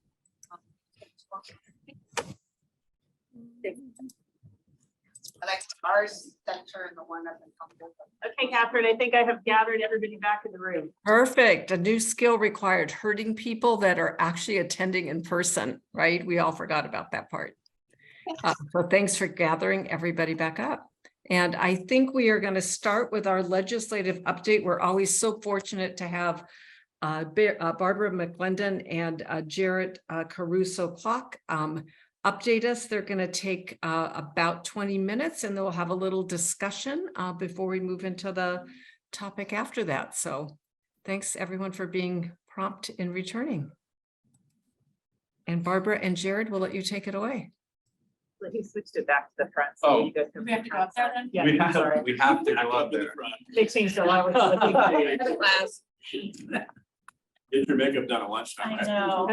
No, that's a weak point.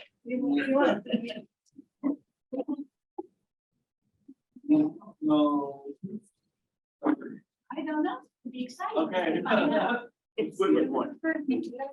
Okay, the dynamic duo is back. You guys have had a busy day with presenting to the committee. I'm wonderful. All right, next slide, please. So I think I'm gonna focus on the caregiver. Yeah. So I'm doing the caregiver bills for the most part of those. And we've already talked about a couple of these. So I think, and I also should say that the state legislature right now is on recess. So I think they come back mid-August. So right now, nothing is moving. And there are many bills that are dead for this legislative session because they just didn't make it into the other house and through the various hurdles by the various deadlines. So the bills that I'm talking about here are still moving, which means that they still have the possibility of passing and being signed into law. Now, also important to remember, the passage by the legislature is just one of the steps. So we have a governor and he has the ability to sign or veto legislation. So in some of these, for some of these bills, if it passes, then what we might be talking about, for example, for an organization like mine, would be focusing on the governor's office to encourage him to sign it because, you know, we don't want to take it for granted that he's going to do that. So 518, this is the one, oh wait, this is a wrong descriptor. Yeah. So 518 is the one that expands who would be eligible for paid family leave. So instead of just a very discrete list of familial relationships, basically opens it up to anybody that you would consider to be your family, be they blood or not. And then those people have access to paid family leave in order to provide you with care and support. Still moving, like I said. Can we go to the next slide? So, yeah, so this the text got flipped. And so the second one, again, Jared already mentioned this one. This is making sure that there's not discrimination so that you can't be, for example, like fired from your job because you aren't providing care, because you're a family caregiver. And still moving. Next one. So SB 616, this is the one that would expand sick leave accrual from 3 days to 7, which frankly, I mean, 3 days does not seem humane at all. And I know there are people who have none. And so happy to see this bill still moving. And then also 575, which would no longer require people to use up all of their vacation time before they can access paid family leave. Next one. This one's kind of an interesting bill. This would set a minimum wage for all healthcare workers at $25 per hour by June 1st, 2025. You know, I feel like for those of us in this space, I have complicated feelings about this bill. On the one hand, we want people to make a living wage, right? And we want working in this space to be attractive. And we also know that care is prohibitively expensive for most families. So especially if you're in that middle zone, right, where you don't qualify for Medi-Cal or any of those programs and you're not wealthy, there's very little that's helping you provide, you know, pay for care.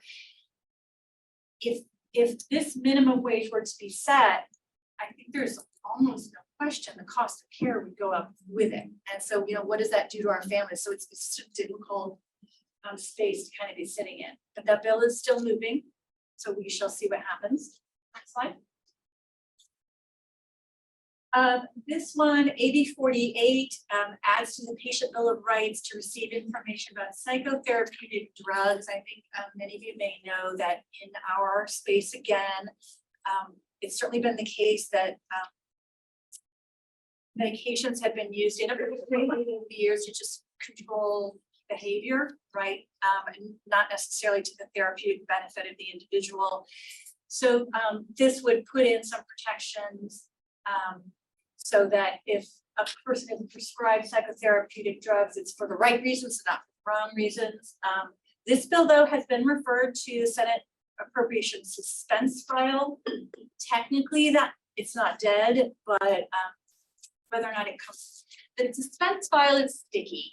And so we don't know if it's going to stay stuck or if it actually will come out of that committee to continue moving. But this bill actually connects to an office that Susan Morris mentioned, and that was the Office of the Long-Term Care Patient Representative. They would be kind of part of this process if the bill were to pass. People living in facilities who don't have loved ones, family members who engage with their care, I think that office would have to be involved with ensuring that that this wouldn't become a barrier to people getting their treatments, because we wouldn't want, that would be an inadvertent potential outcome of passage of the bill. We wouldn't want to see that happen. Next slide. Nope, I'm done. Oh, wow. All right. Sure. Next slide. All right, next slide.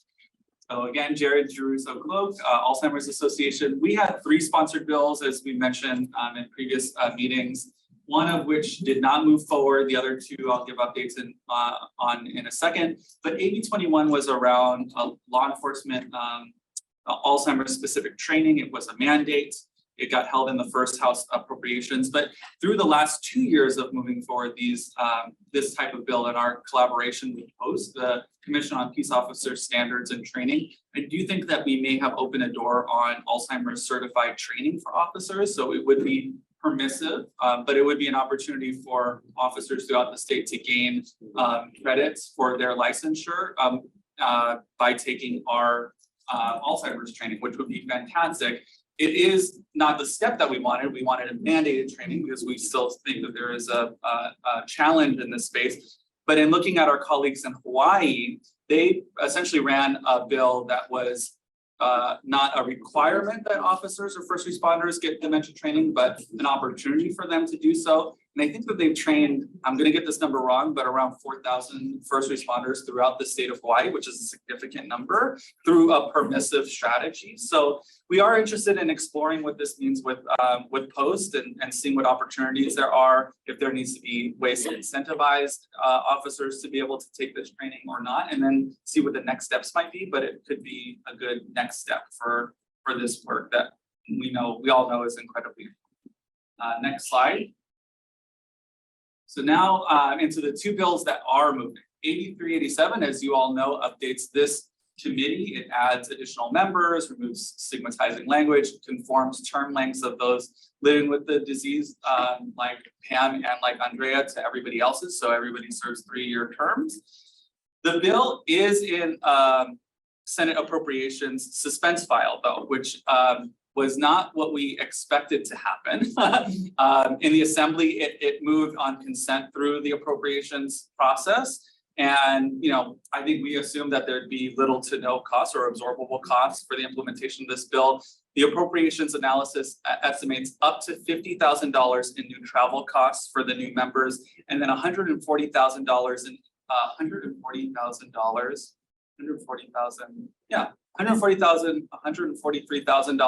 in annual staffing costs for the additional members, which puts it into the suspense file with lower thresholds. Again, we did not anticipate this, so we did not have a budget item moving through in this legislature with this governor having a corresponding budget item for anything with new costs is pretty important. And because of that, we're working with the Appropriations Committee and the Assembly Member's Office to figure out how do we get it out of the suspense file. As Barbara mentioned, it's sticky and things get stuck there. So we don't want that to happen. We have a couple of strategies to try to address those cost concerns, but I think if you would have asked me before this happened, how optimistic was I was very optimistic, and now I'm significantly less optimistic. So next slide, please.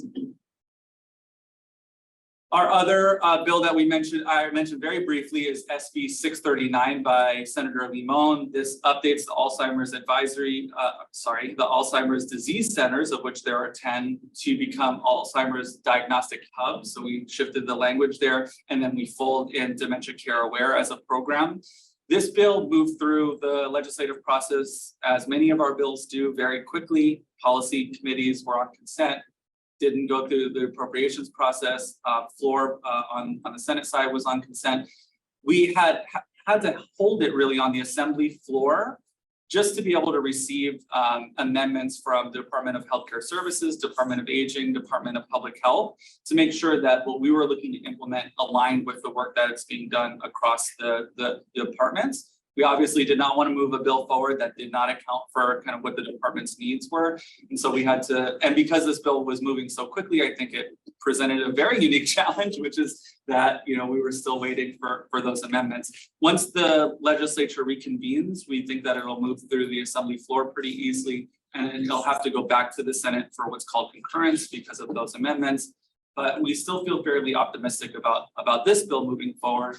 And we think that it's a real great opportunity to highlight the work of the Alzheimer's disease centers, particularly for potentially asking for additional funding for those centers. Again, something that we talked about before the break as well. So I think that's that on this one. And then I think I only have one more slide.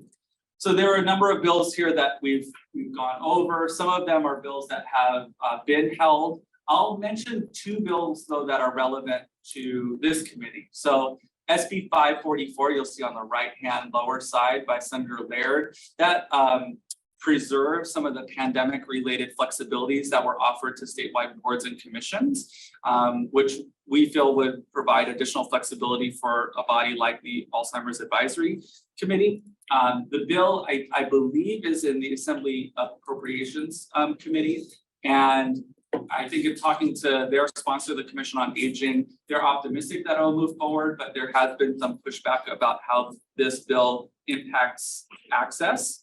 I think they, as proponents, we as supporters, think that it expands access. There's been some debate on that point, and so there may be some adjustments that will be made in the Appropriations Committee on this bill, but we're optimistic that it will move forward and it will impact this committee by providing additional flexibility.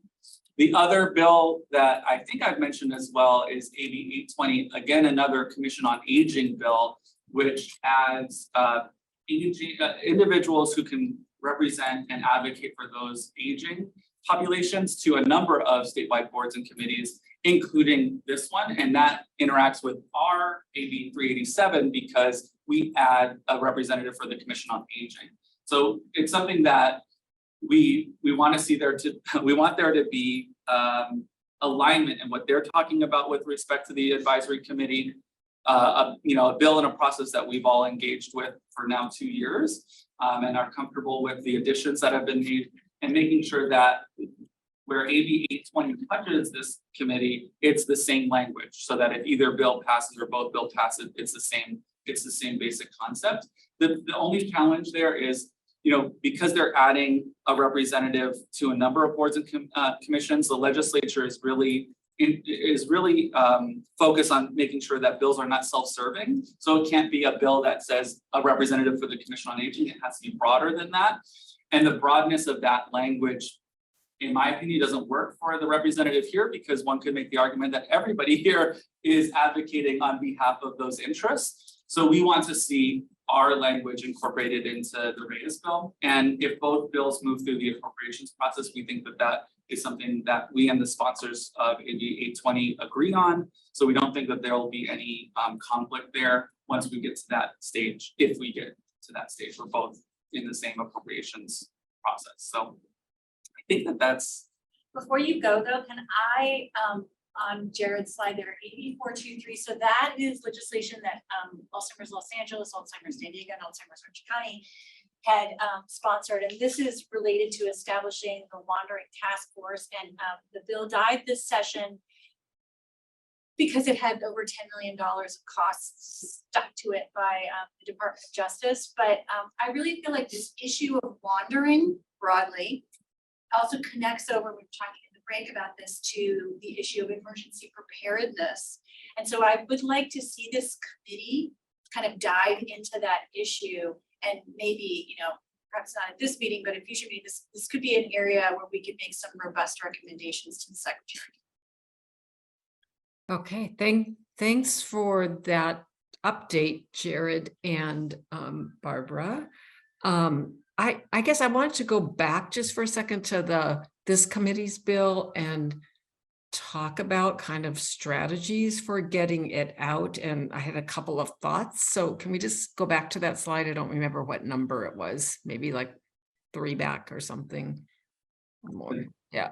So, I mean, what, right there, 387, thank you. So, I mean, it seems like, one, if the bill regarding meetings passed, right, it would, that meetings could be done with COVID kind of flexibilities, that might reduce the cost. So maybe that's one path.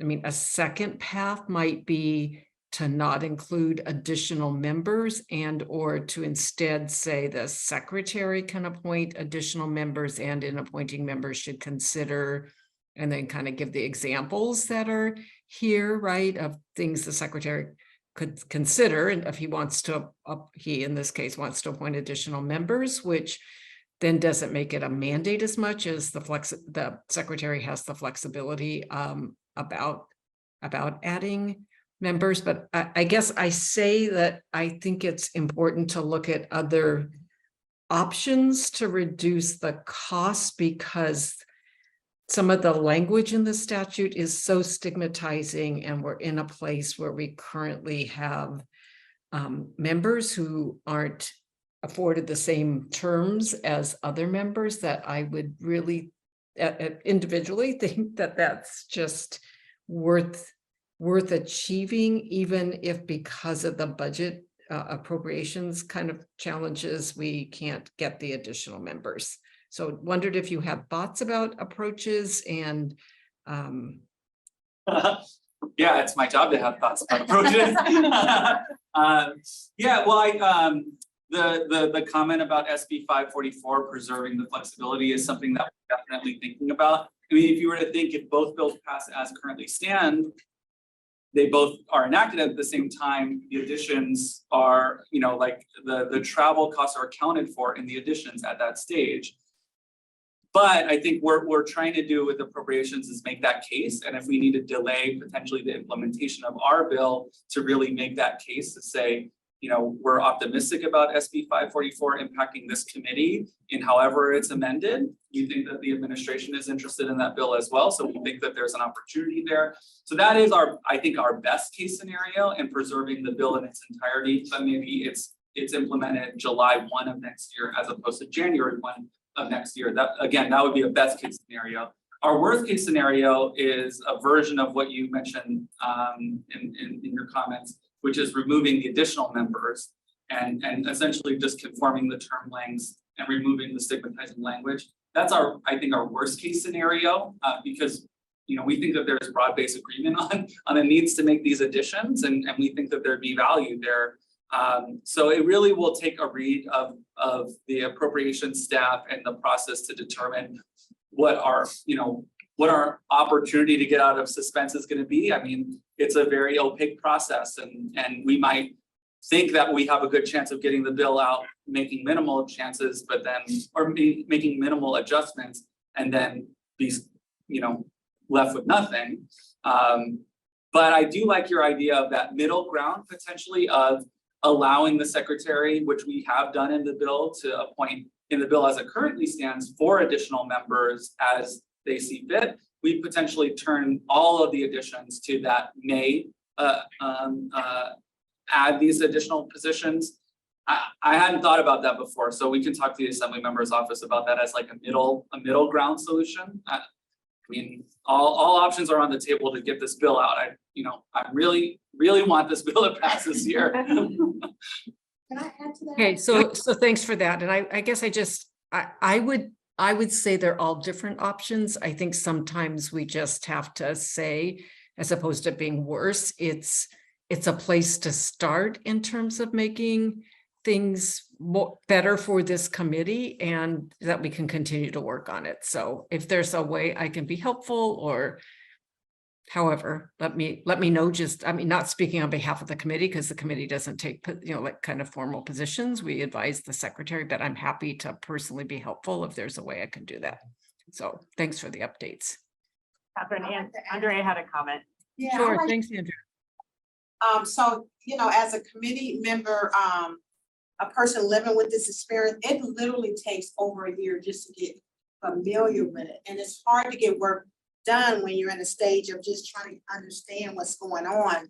And especially if you're living with some type of cognitive impairment. And I think that we really have a voice. I come to you guys all the time to let you know from live experience how these programs are working. And if there's anything that I could do, you know, whether it's a letter from me to advocate more, and not just for me sitting on this committee, anyone that's coming behind me. I think it's only fair to give you know, people living with this condition 3 years, because it takes a long time just to get familiar with everything. Yeah, I couldn't agree more. And again, I think not to say worse in a comparative, but in that circumstance, I think no matter what, we'll have that at the end of this process. The hope is that we have everything that's currently in the bill, but I think that at minimum, I think that will be something that happens this year, and would love your support, and I can work with you on a letter. Yeah. And I think just for, so I know people are keeping track of things we want to call to the secretary's attention. I think I would call this bill to the attention of the secretary and the importance of both increasing membership, but also eliminating the stigmatizing language and the discriminatory, what I would call discriminatory terms in the bill. And also ask the secretary if, you know, if it's sort of like, would it help if the secretary had in that middle space more flexibility appointing members, so could make those decisions as resources, particularly regarding staff, were available?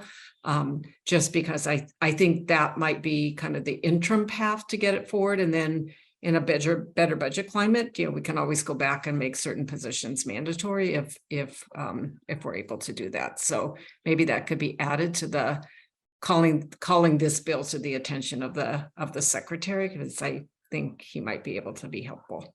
But anyway, thanks for the update, and really thank you, Jared, for taking this on for the last 2 years. And I'm with you. Let's hope we're done this year. That'd be an amazing outcome. So we do have time if other committee members had questions related to the legislative update. That's exactly what I was going to say. So anybody else have questions? That was a really good presentation to give us a sense of what's going on. This is just a question for Jared. Is there a chance, I mean, the state of the nation, the economy, you know, the appropriations doesn't want to spend any money. So, you know, the bill obviously has a lot of validity, and everybody sitting here knows how valuable it is. Is there a chance that it gets turned into a 2-year bill and just pushed to next year? I think a very little chance that, as it's in suspense now, it's not normal that in second house suspense that a bill would get turned into a 2-year bill. So this is really, I think, our last, either it's this or we come back with another bill next year. Yeah, and that's why making those amendments and appropriations to make sure no matter what it gets out in some form is a huge priority. Yeah. Dr. Mobley, you had a question, I think. Yeah, quick question. How does it work to put the DCA under the ADCs? How is that envisioned to work? Does that allow the DCA to be aggressive in securing the training that's needed by the primary care providers? How does that look? Yeah, so in the way the bill currently is has been amended, if we can think about DCA as two different programs, a Medi-Cal program and then a physician training program, the entirety of the program gets brought under the Department of Public Health. But Department of Healthcare Services, which manages the Medi-Cal program, still manages that incentive program, still manages the reimbursements and the codes necessary for that. But our vision of this is really on that training side and working with the Alzheimer's disease centers to really be much more out into the communities by not only on site being able to do the diagnostic work that they do, but by through the training developed by Dementia Care, where by being much more aggressively engaging with primary care providers in the community and hopefully getting more people trained. I think my understanding is that there's been a fairly low uptake on the training in Dementia Care, where up until this point, but we want to see more primary care providers taking this training. And and talking to the Alzheimer's disease centers and talking to the Dementia Care Aware program, I think they think that there's a lot of opportunity in combining the two as they've been working collaboratively for the last 2 years. I mean, it's a real different role for the ADC. I mean, it's really a very useful idea, very different role. I think logistically, there may need to be just some processes thought about. I mean, can you imagine under this different umbrella that each ADC really feels that it's a local hub that can be responsible for training the folks, the doctors in their region. In other words, take on a much more aggressive ADC-based approach to training in the local area. What do you think about that, Jared? Yeah, I think that that's the hope, but I'll concede a couple of points. So one is all of this, I think, requires additional funding. Dementia Care Aware is funded through the Home and Community-Based Services Spending Plan. So they lose access to those dollars at the end of next year. They need consistent funding to ensure that that work continues. And I think that if you ask any Alzheimer's Disease Center director whether or not they need more funding, they'll tell you they need more funding. So to do that work, that'll be the next step. But I'll also concede that, you know, our vision of what this bill is going to do is position the Alzheimer's disease centers and Dementia Care Aware to be able to make those decisions and figure out how it will work on site. And so I would really look to them to determine how best to really be much more active in the community, given additional funding, which is the main barrier and hurdle to any of the work at this stage. Thank you. Any other questions or comments? Okay, not seeing any. Thank you again for the presentation. I am going to be leaving the meeting, but I'm turning it over to the very wonderful and capable Derek, who is the vice chair, and he is also someone that's been working on the issue that's part of the next panel, and doing a terrific job representing our commission on that, which is about long-term care facility access policy work group. So with that, I'm going to turn it over to Derek, and he's going to introduce the panel and I'm sure inform you about also the work that he's been doing on that committee. So thanks so much for taking over, Derek. Appreciate it. Thank you so much, Catherine, for chairing the meeting. And our next update is on the California Department of Aging Long-Term Care Facility Access Policy Work Group. So both Catherine and I actually are serving on that work group, and we have met a few times already. And we are very pleased to have Mark Beckley, who is the Chief Deputy Director of the CDA, as well as Brandy Duvall, who is the attorney with the department, to be here today and provide us with a few updates. I'm very impressed with the kind of discussion that we have had so far, and also the staff for working diligently in collecting input to basically make sure that the principles they are putting together will be user-friendly, will be addressing lots of issues, if you will. And trust me, it's hard to please everyone, but I think the department has tried very hard to do the very best to do that. So over to you, Mark. Great, thank you so much, Derek, and good afternoon, everybody. I don't know if Brandy's on the phone or not, but I'm happy to be a panel of one. She's joined us. Oh, I see her. Great. Hi, Brandy. Terrific. So I'm here to present about the Long-Term Care Facilities Access Work Group. This was a work group that was convened just this year in February, and it was designated under the Budget Act. The legislature inserted language asking CDA to convene a work group of stakeholders to really look at long-term care facility resident access to visitors during states of emergency.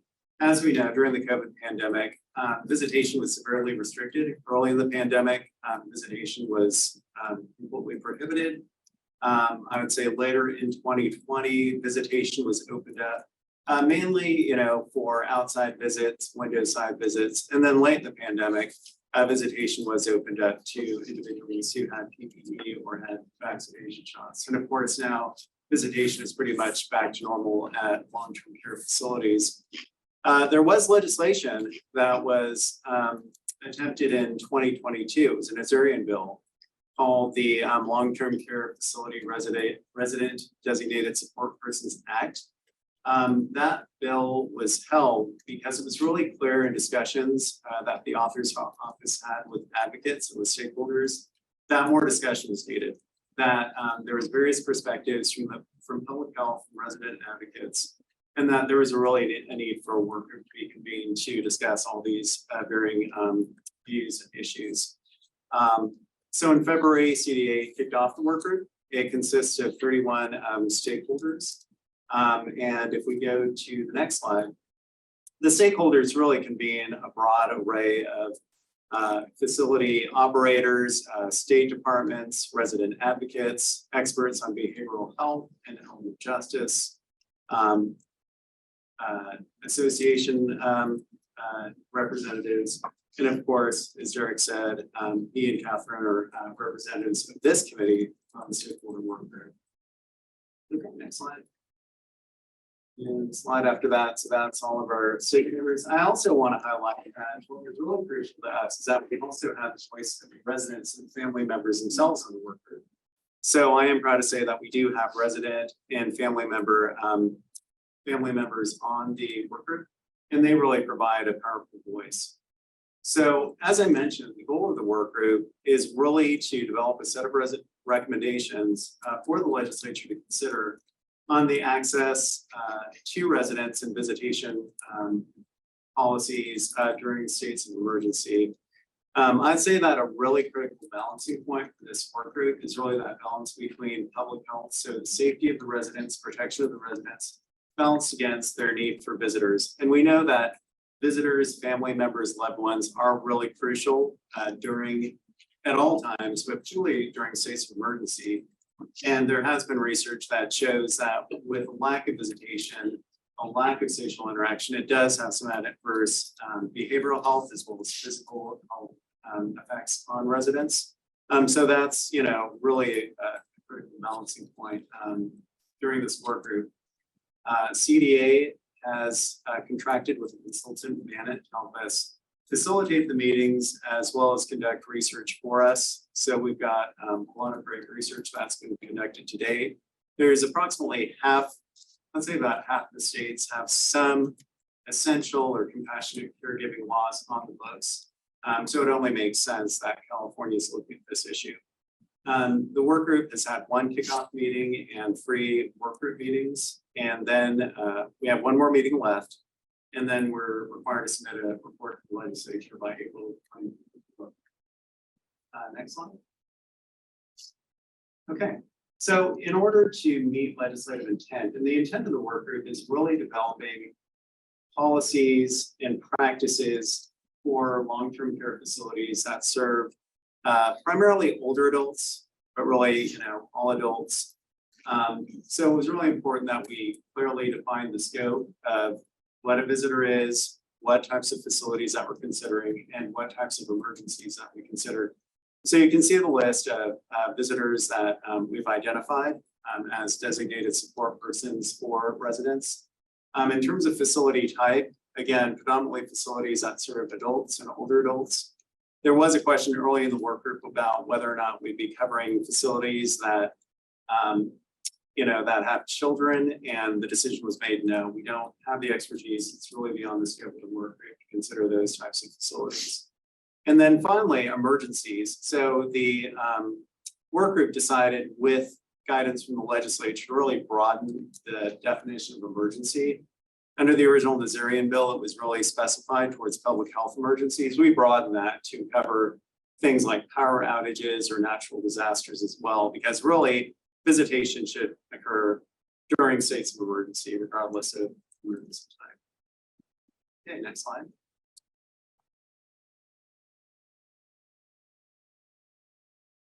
Okay. So during the course of the work group, we went through, I'd say, 3 really critical phases. The first one was really the research and discovery phase.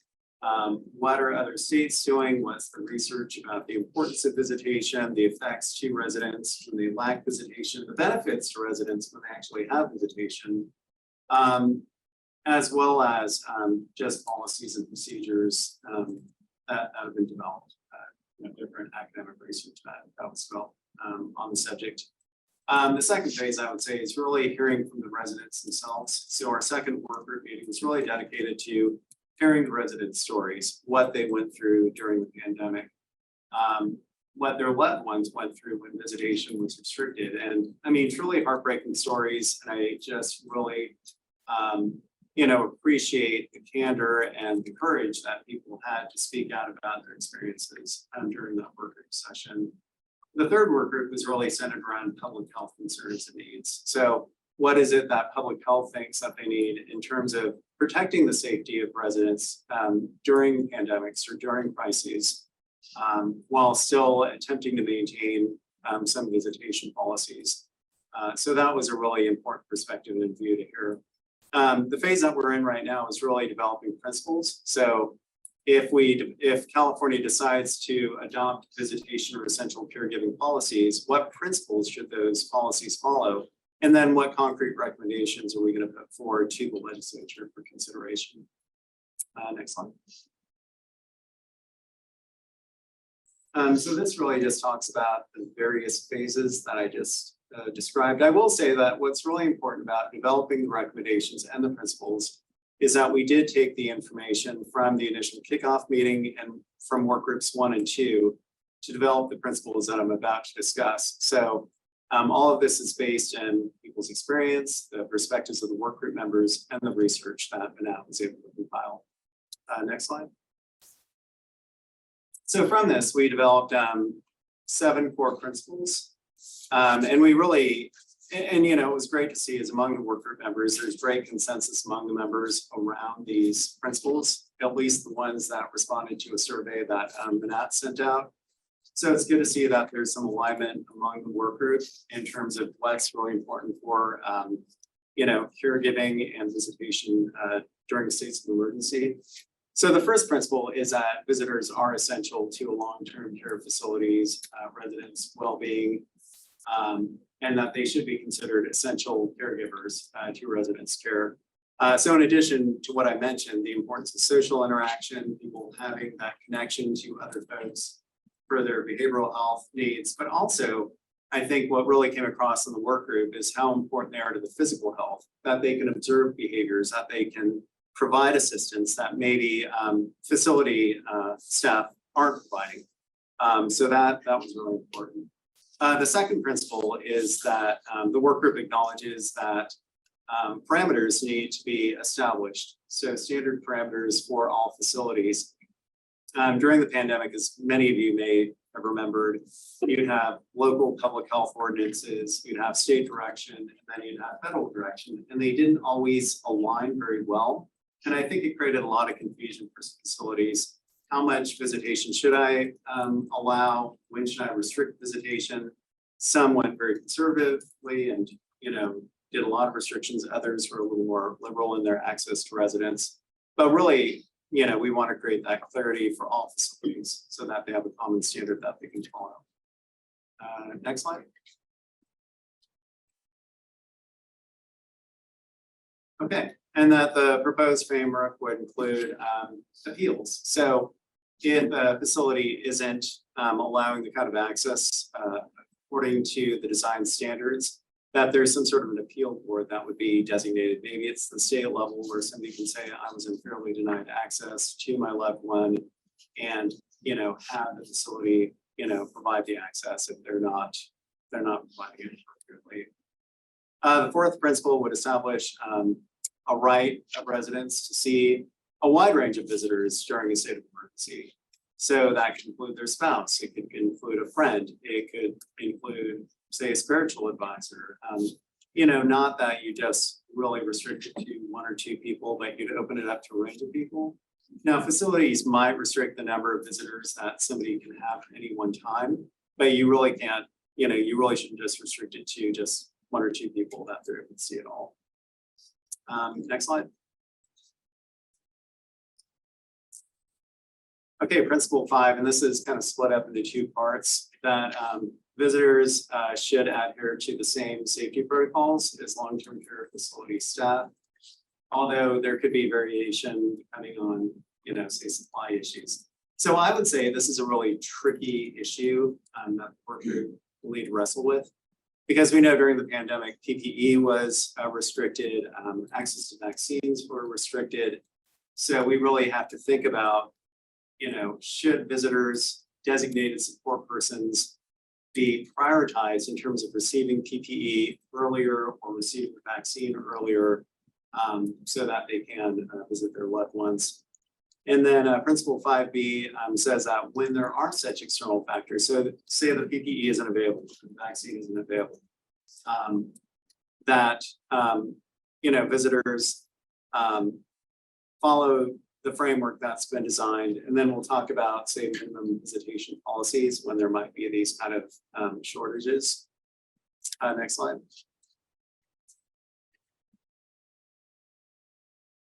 And so on this one, there's an acknowledgement of operational sort of like need. So for facilities, you can't just allow somebody to bring in 10 people as visitors and every resident, right? We're going to acknowledge that there has to be some sort of limitations that that facilities can entertain, but that there should still be some ability for residents to access visitors, even though there might be limitations in place. And then the second piece of this is that there should be an account of, some sort of safety or operational considerations for a limited period of time. So if a facility, due to say an outbreak, they can limit visitation, but you should only have it time limited, say 30 days or 45 days, that you can't just extend that indefinitely and restrict visitation altogether. And then principle 7 actually takes it up maybe an additional level, which is say that your essential care support person can't visit your facility because of lack of PPE or temporary closures, but you do want to allow compassionate care visits. So maybe there's a set aside or stockpile of vaccines or PPE for people that are required to, or that want to visit their loved one due to compassionate care needs. So that could be somebody's in the process of passing away. You want that person to be able to, be with their loved one. There should be some higher level or some reserve that's put in place so that the person has the ability to do that. All right, next slide. So those are the principles. And like I say, I'd say among all these principles and the recommendations that we're currently working on, the real challenge is that balance between public health, safety, and protection of one's physical health during, say, a public crisis, and the need to always entertain or allow some access to visitors. So what the work group's currently wrestling with is, what are those minimum standards? If you were to say at the outset of the pandemic, you should allow some level of visitation. Is that one visitor for 5 hours? Is that a visitor for 2 hours? So, that's something that we're wrestling with. I think there's another component to this that, say, after 30 days, a group of public health, resident advocates, different stakeholders get together and establish standards depending on where you are in that crisis. But what do you do when that initial crisis hits, and what kind of minimum standards are being set? So we've got, next slide, one work group meeting left. We're going to attempt to finalize recommendations. It feels really rushed, but we only have so much funding for this project. And I think it gets to the point where everybody kind of like states their positions and you kind of know where everybody stands. And I think we're at the point of just having people vote on recommendations and, tweak the language. So Manat's currently in the process of sending out a survey for folks to take their positions on different standards and different recommendations. And then in work group 4, it'll be an extended meeting. We're contemplating it being as long as 4 hours. We plan on just wrapping up the work group, establishing some recommendations, but also including in our report dissenting views. So if somebody has a strong dissenting view to a recommendation, we'll also include that in the report for the legislature's consideration. Next slide. And so all this, so we have our final meeting on August 22nd, so at the end of this month, from 12:30 to 5. So you're all invited to attend as members of the public. We do have an email box, so if anybody wanted to submit comments or positions on the work group or on the proposed recommendations, you're free to email that link. And then we also have a website established that has all the materials and documents from our prior meetings, as well as recorded meetings, so you're welcome to view those as well. So that in a nutshell is what we're working on, long-term care facilities work group. So happy to entertain any questions. Yeah. I thought you were a committee member. I just want to commend you for taking this issue up. I'm an owner and an operator of 7 memory care communities here in California. So we were kind of at the spear point of dealing with 4 different health agencies, 5 different state regulatory agencies. Only one of them was our point regulatory agency. But the thing that was most disturbing on the front lines was that resident rights were just thrown out the window. Everybody forgot about consents, consent for vaccine, consent for testing, and visitation. Residents' rights to have a visitor and a consent to be put at rest if they chose to do that. And so I think all these things that you're talking about are very, very important so that we don't go through this again, right? I think we learned a lot of lessons that can be taken forward, and that even through the course of a pandemic, things change and they can be modified. And we need to be able to do it better the next time. So thank you.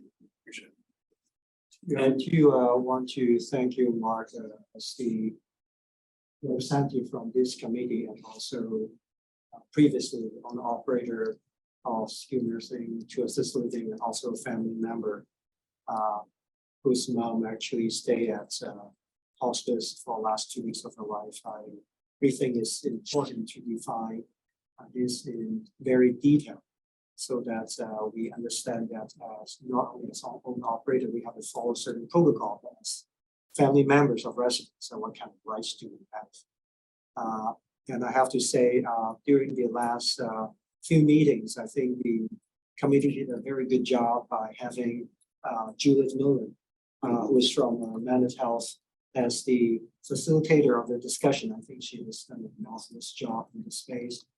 I look forward to the upcoming meeting on August 22nd. I think you just finished another survey. Yes. And so I basically commend the department for taking another step to allow input in the process. And hope that the meeting will last for 4 hours. Because who knows, right? Because I understand people do have the concerns, and rightfully so, not only as operators, but also as family members and residents.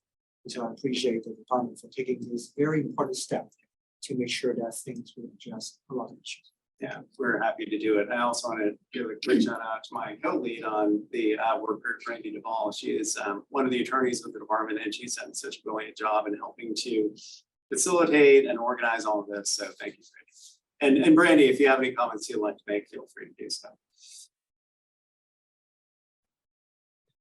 I would just say that we've really appreciated the discussion, and it's been great to hear from families and the resident that we have on the work group, but also from the facilities and from public health and advocates. So I personally have appreciated hearing from all sides and just how respectful and informative the conversations have been.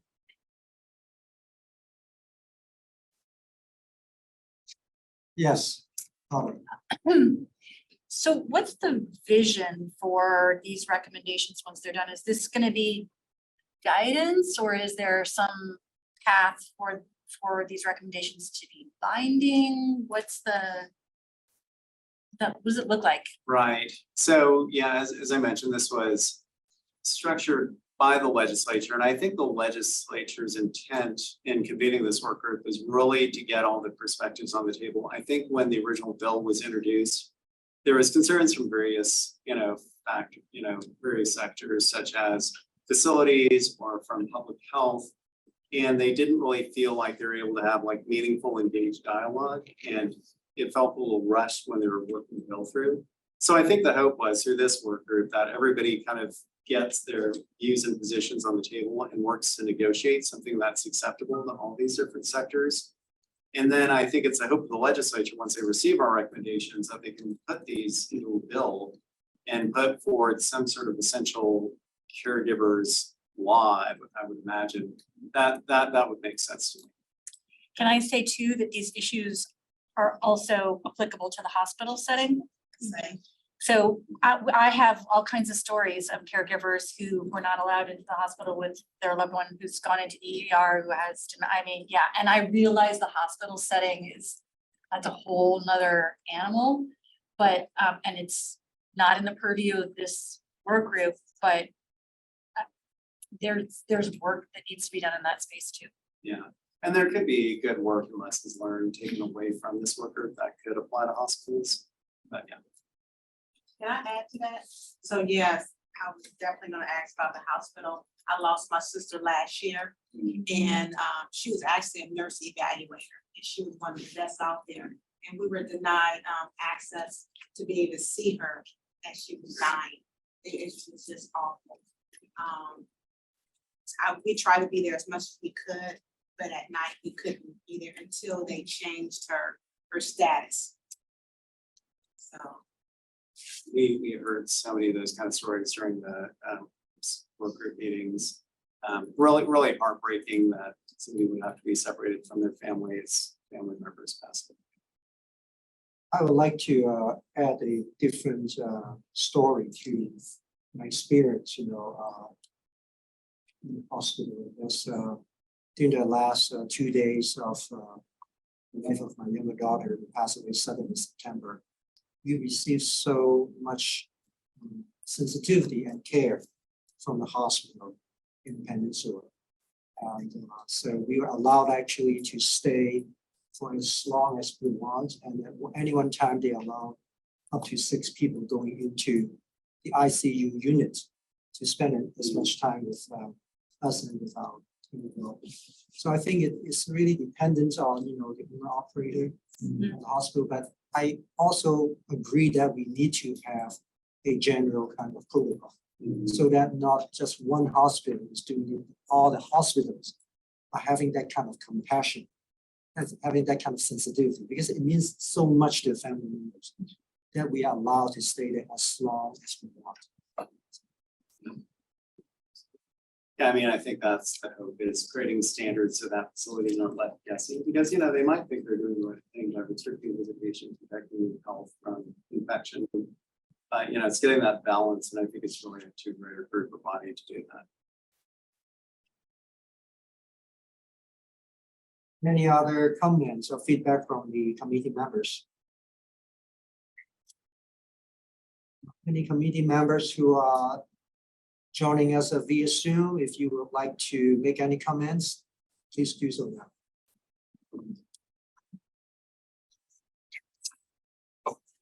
Hearing none, I'd like to thank Mark and also Brandy for joining us today. Again, we look forward to participating in the next and final meeting on August 22nd. Thank you all. Thank you. Well, I think we really are ahead of our time, because it's only like 1:34, and now we are going to finalize our recommendations and items for Secretary Golly, so that he will help us kind of move forward with some of our suggestions. When Catherine was still here, after our discussion of all the efforts we have done in the space of RAISE and also NAPA, and what's going to happen in terms of the opportunities, she brought up some very important issues, and I just want to reiterate what they are. First and foremost is to really bring more awareness and education in the space of dementia, whether it's Alzheimer's or other related dementia.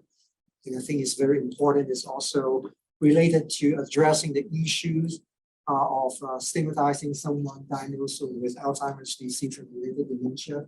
This also cross into mental health, because mental health does have a big stigma, and not a lot of people want to talk about that. So I can't speak for some other communities, but in the Chinese community, this is a big taboo to talk about mental health. And so, say for example, Sacramento County has done an excellent job in the space of translating the materials into Chinese so that the Chinese community can understand what does it take for them to address issues like dementia or some other behavioral health problems. So I think this is not only important, but also I think other county, whole state, we need to look at that as well. Catherine also mentioned that CMS has a new grant opportunity, and she has sent us some information. I want to mention to all of you right now. It's called Guiding and Improve Dementia Experience Model. In short, it's GUIDE. And so a few days ago, on July 31st, CMS announced a new voluntary national model, the Guiding and Improved Dementia Experience Model, which is a model test that aims to support people living with dementia and their unpaid caregivers. And CMS is accepting letters of interest for the guide model through September 15th. So we still got time, a little bit less than a month and a half, and we'll release a request for applications for the model this coming fall. And the model will launch next year in July 2024. And guess what? It's going to run for 8 years. So this is really exciting. And the model aims to address the following issues. Number one is defining a standardized approach to dementia care delivery for model participants. Number two is providing an alternative payment methodology to model participants. Number three is addressing unpaid caregiver needs. Number four is to provide a respite services, whether it is in the own home of an individual with dementia or the caregivers, and an adult day center, a facility that can provide 24-hour care for the purpose of giving the uncared caregiver temporary breaks from their caregiving responsibilities. And last but not least is screening for health-related social needs. So again, this is very exciting. I think we are in the right direction. Really want to thank CMS for giving us this wonderful opportunity. Another item that we'd like to forward to the Secretary for his attention is we need to get enough data to have a pilot program to identify other ways of providing services for those who are unhoused. And so I think some cities are doing that, but by no means are they solving the problem right now. So the question will be, how many homeless people actually have dementia? And how are we going to provide assistance to them, services to them, if they are not having a permanent home? So this is important. I hope the Secretary will take this into consideration. And then we also want to look at the national indicator, how to connect the race strategy with the outcome issues that we have discussed during this morning. So those are the five, and also I think we mentioned about AB 387. Can the Secretary do something about having like the middle ground so that we can really have this legislative proposal passed within this season, and that will be advantageous to our membership, also help us to continue to operate in a manner that we will have the necessary membership representing of lots of different categories. So those were the six I captured. I'm not sure if committee members have any more suggestions for the Secretary. Barbara, please. I wonder if we could consider including the wandering issue, that that's something we would like the Secretary to make sure he's aware of and weigh in on how the state might go about addressing the issue and helping counties respond. Yeah, I would agree with that too. It's something, I've tried to promote for the last 10 years. Wandering is one of those things that there's no prediction of wandering. And so families a lot of times who are deeply in denial, unaware, unknowingly set up situations where wandering happens. And when it happens, then, if there's not a system in place for finding that person within the first 24 hours, the outcomes are not good. So it's kind of an underlying risk, I think, that I don't say it gets swept under the table, but it's really not been addressed. I think there needs to be an awareness campaign about wandering, how dangerous it is, but also what the need is to communicate among agencies, because those first 2 or 3 hours are the most critical. And it's right now is just hopes and prayers. That's not good enough to solve the wandering issue. So I think it really does need to rise to the next level. I think it's an equity issue too, because often it's law enforcement that responds. And so if you're from a community that has some challenging relationships with law enforcement, like how are they? We have stories from LA where I think if the color of their skin had been different, it might have been handled differently. So, I mean, counties need guidance in this area. Law enforcement needs guidance, so. Yeah, I think that's a very great recommendation. That is very timely right now because we have heard a lot of stories about how that can turn into a very tragic kind of situation. So appreciate bringing this up. Anyone else from the committee before we turn to the public for input? I just wanted to get clarification. So the opportunities that were presented in this morning's presentation, do you want those included in there as well, Secretary? Yes, please. Give me a long letter. Need attachment. Maybe a book.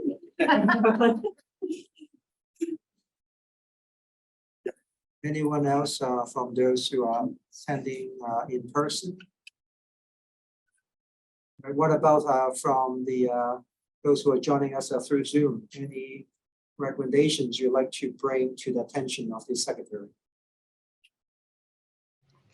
Derek, I'm just wondering, it is going to be a long letter, and I'm just wondering, did the committee have a priority list that it could point to on those opportunities? There's so many of them that you can sort of get lost if you have to read through them all. So is there a chance to prioritize some of them? Did the committee consider that possibility? I think we can always look at how to prioritize. What I recommend is for Michelle to put together this laundry list, and then we can send out, the committee for a quick review and some recommendations. But it seems to me that basically education awareness is really on the top of the priority list, and also to stigmatize dementia. But I will yield to the full committee for input, and if there's anything into the process by having Michelle put together the draft letter first, and then we have a chance to review and make suggestions. How about that? Sounds good. Okay, thank you. All right, I think we have a consensus.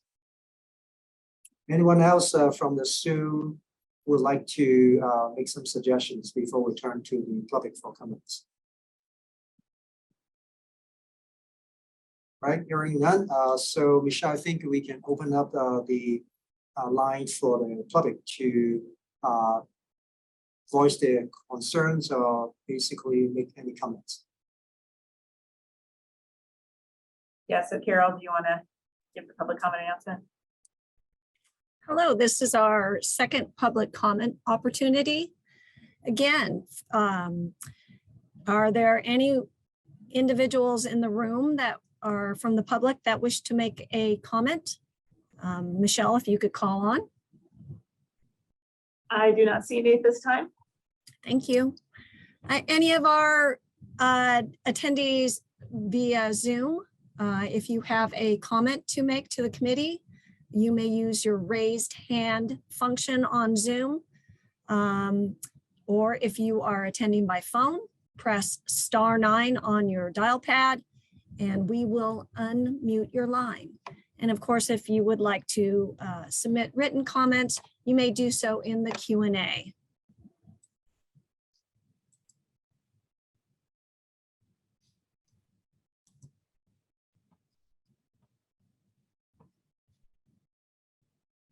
We have one comment from Priscilla Nichols. I believe you can go ahead. You can unmute yourself. You can go ahead. I see that you're unmuted.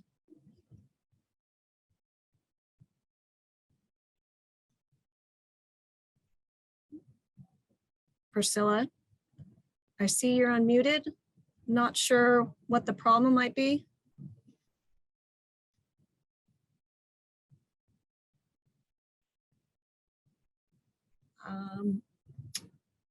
So we do have a public, Priscilla has raised her hand, her line is unmuted, but we don't seem to be able to hear her. So I'm not sure, Priscilla, if you'd like to type it into the Q&A, maybe that might be helpful.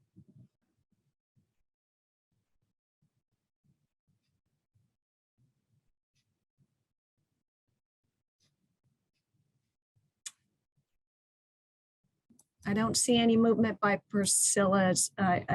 I'm unsure what the problem might be.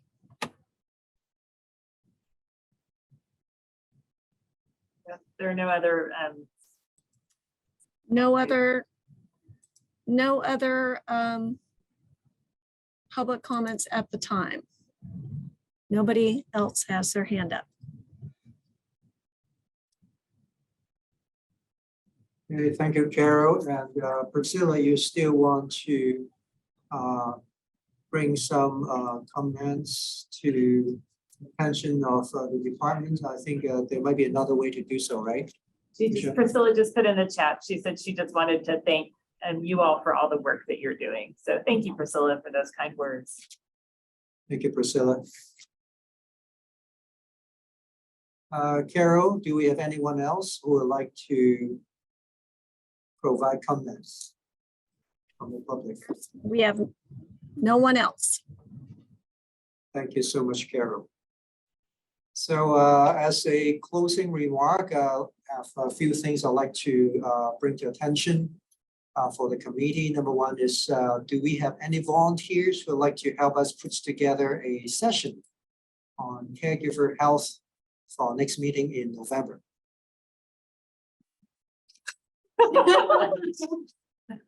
I'm on leave. I would offer, but I'm gonna be on leave. What do you mean caregiver health? Yeah. So Michelle, can you define? Sure. So some things that have come up around caregiver issues since November is Alzheimer's Disease Awareness Month and Family Caregiver Month. Folks had requested that we do something around kind of caregiver behavioral health and self-care, the issues caregivers face. We're going to pull in the new BRFSS caregiver data, so we'll be sharing that. And then also looking at kind of the issues around equity and caregiver health and support. So that's kind of the high level frame. So, and I just want to throw out there too, the last couple, the people who've put those together have also presented. Sometimes, so like with the one on intellectual and developmental disabilities and Alzheimer's, we had some committee members presenting, but we also brought in some other presenters. So it doesn't necessarily mean you're committed to doing the presentation, but it means you're committed to helping us figure out like what topics should be covered and who the best people to present are. And if it happens to be you all, that's also perfectly fine. I mean, I'm happy to be part of the conversations. I'm definitely not the person to present on that, but. Yeah.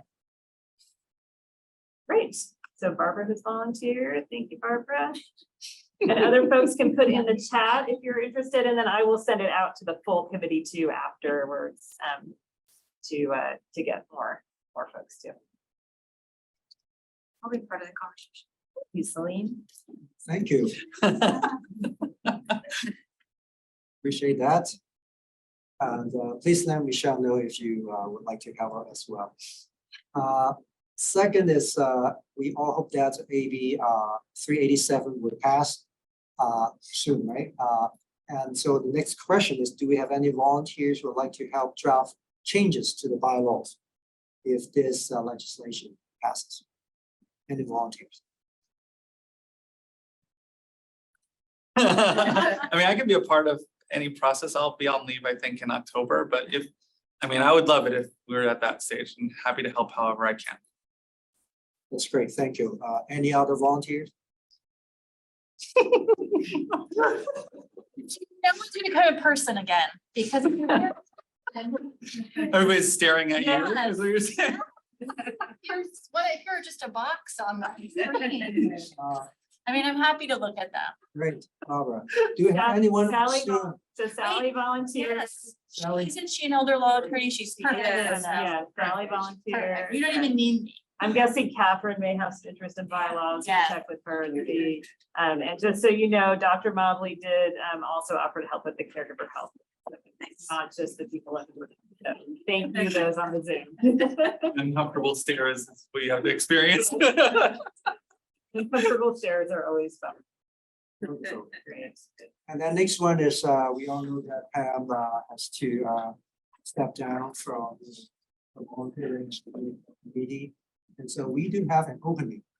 And actually I post on our website for someone living with content impairment. So please encourage anyone to let others know, and the application is on the website.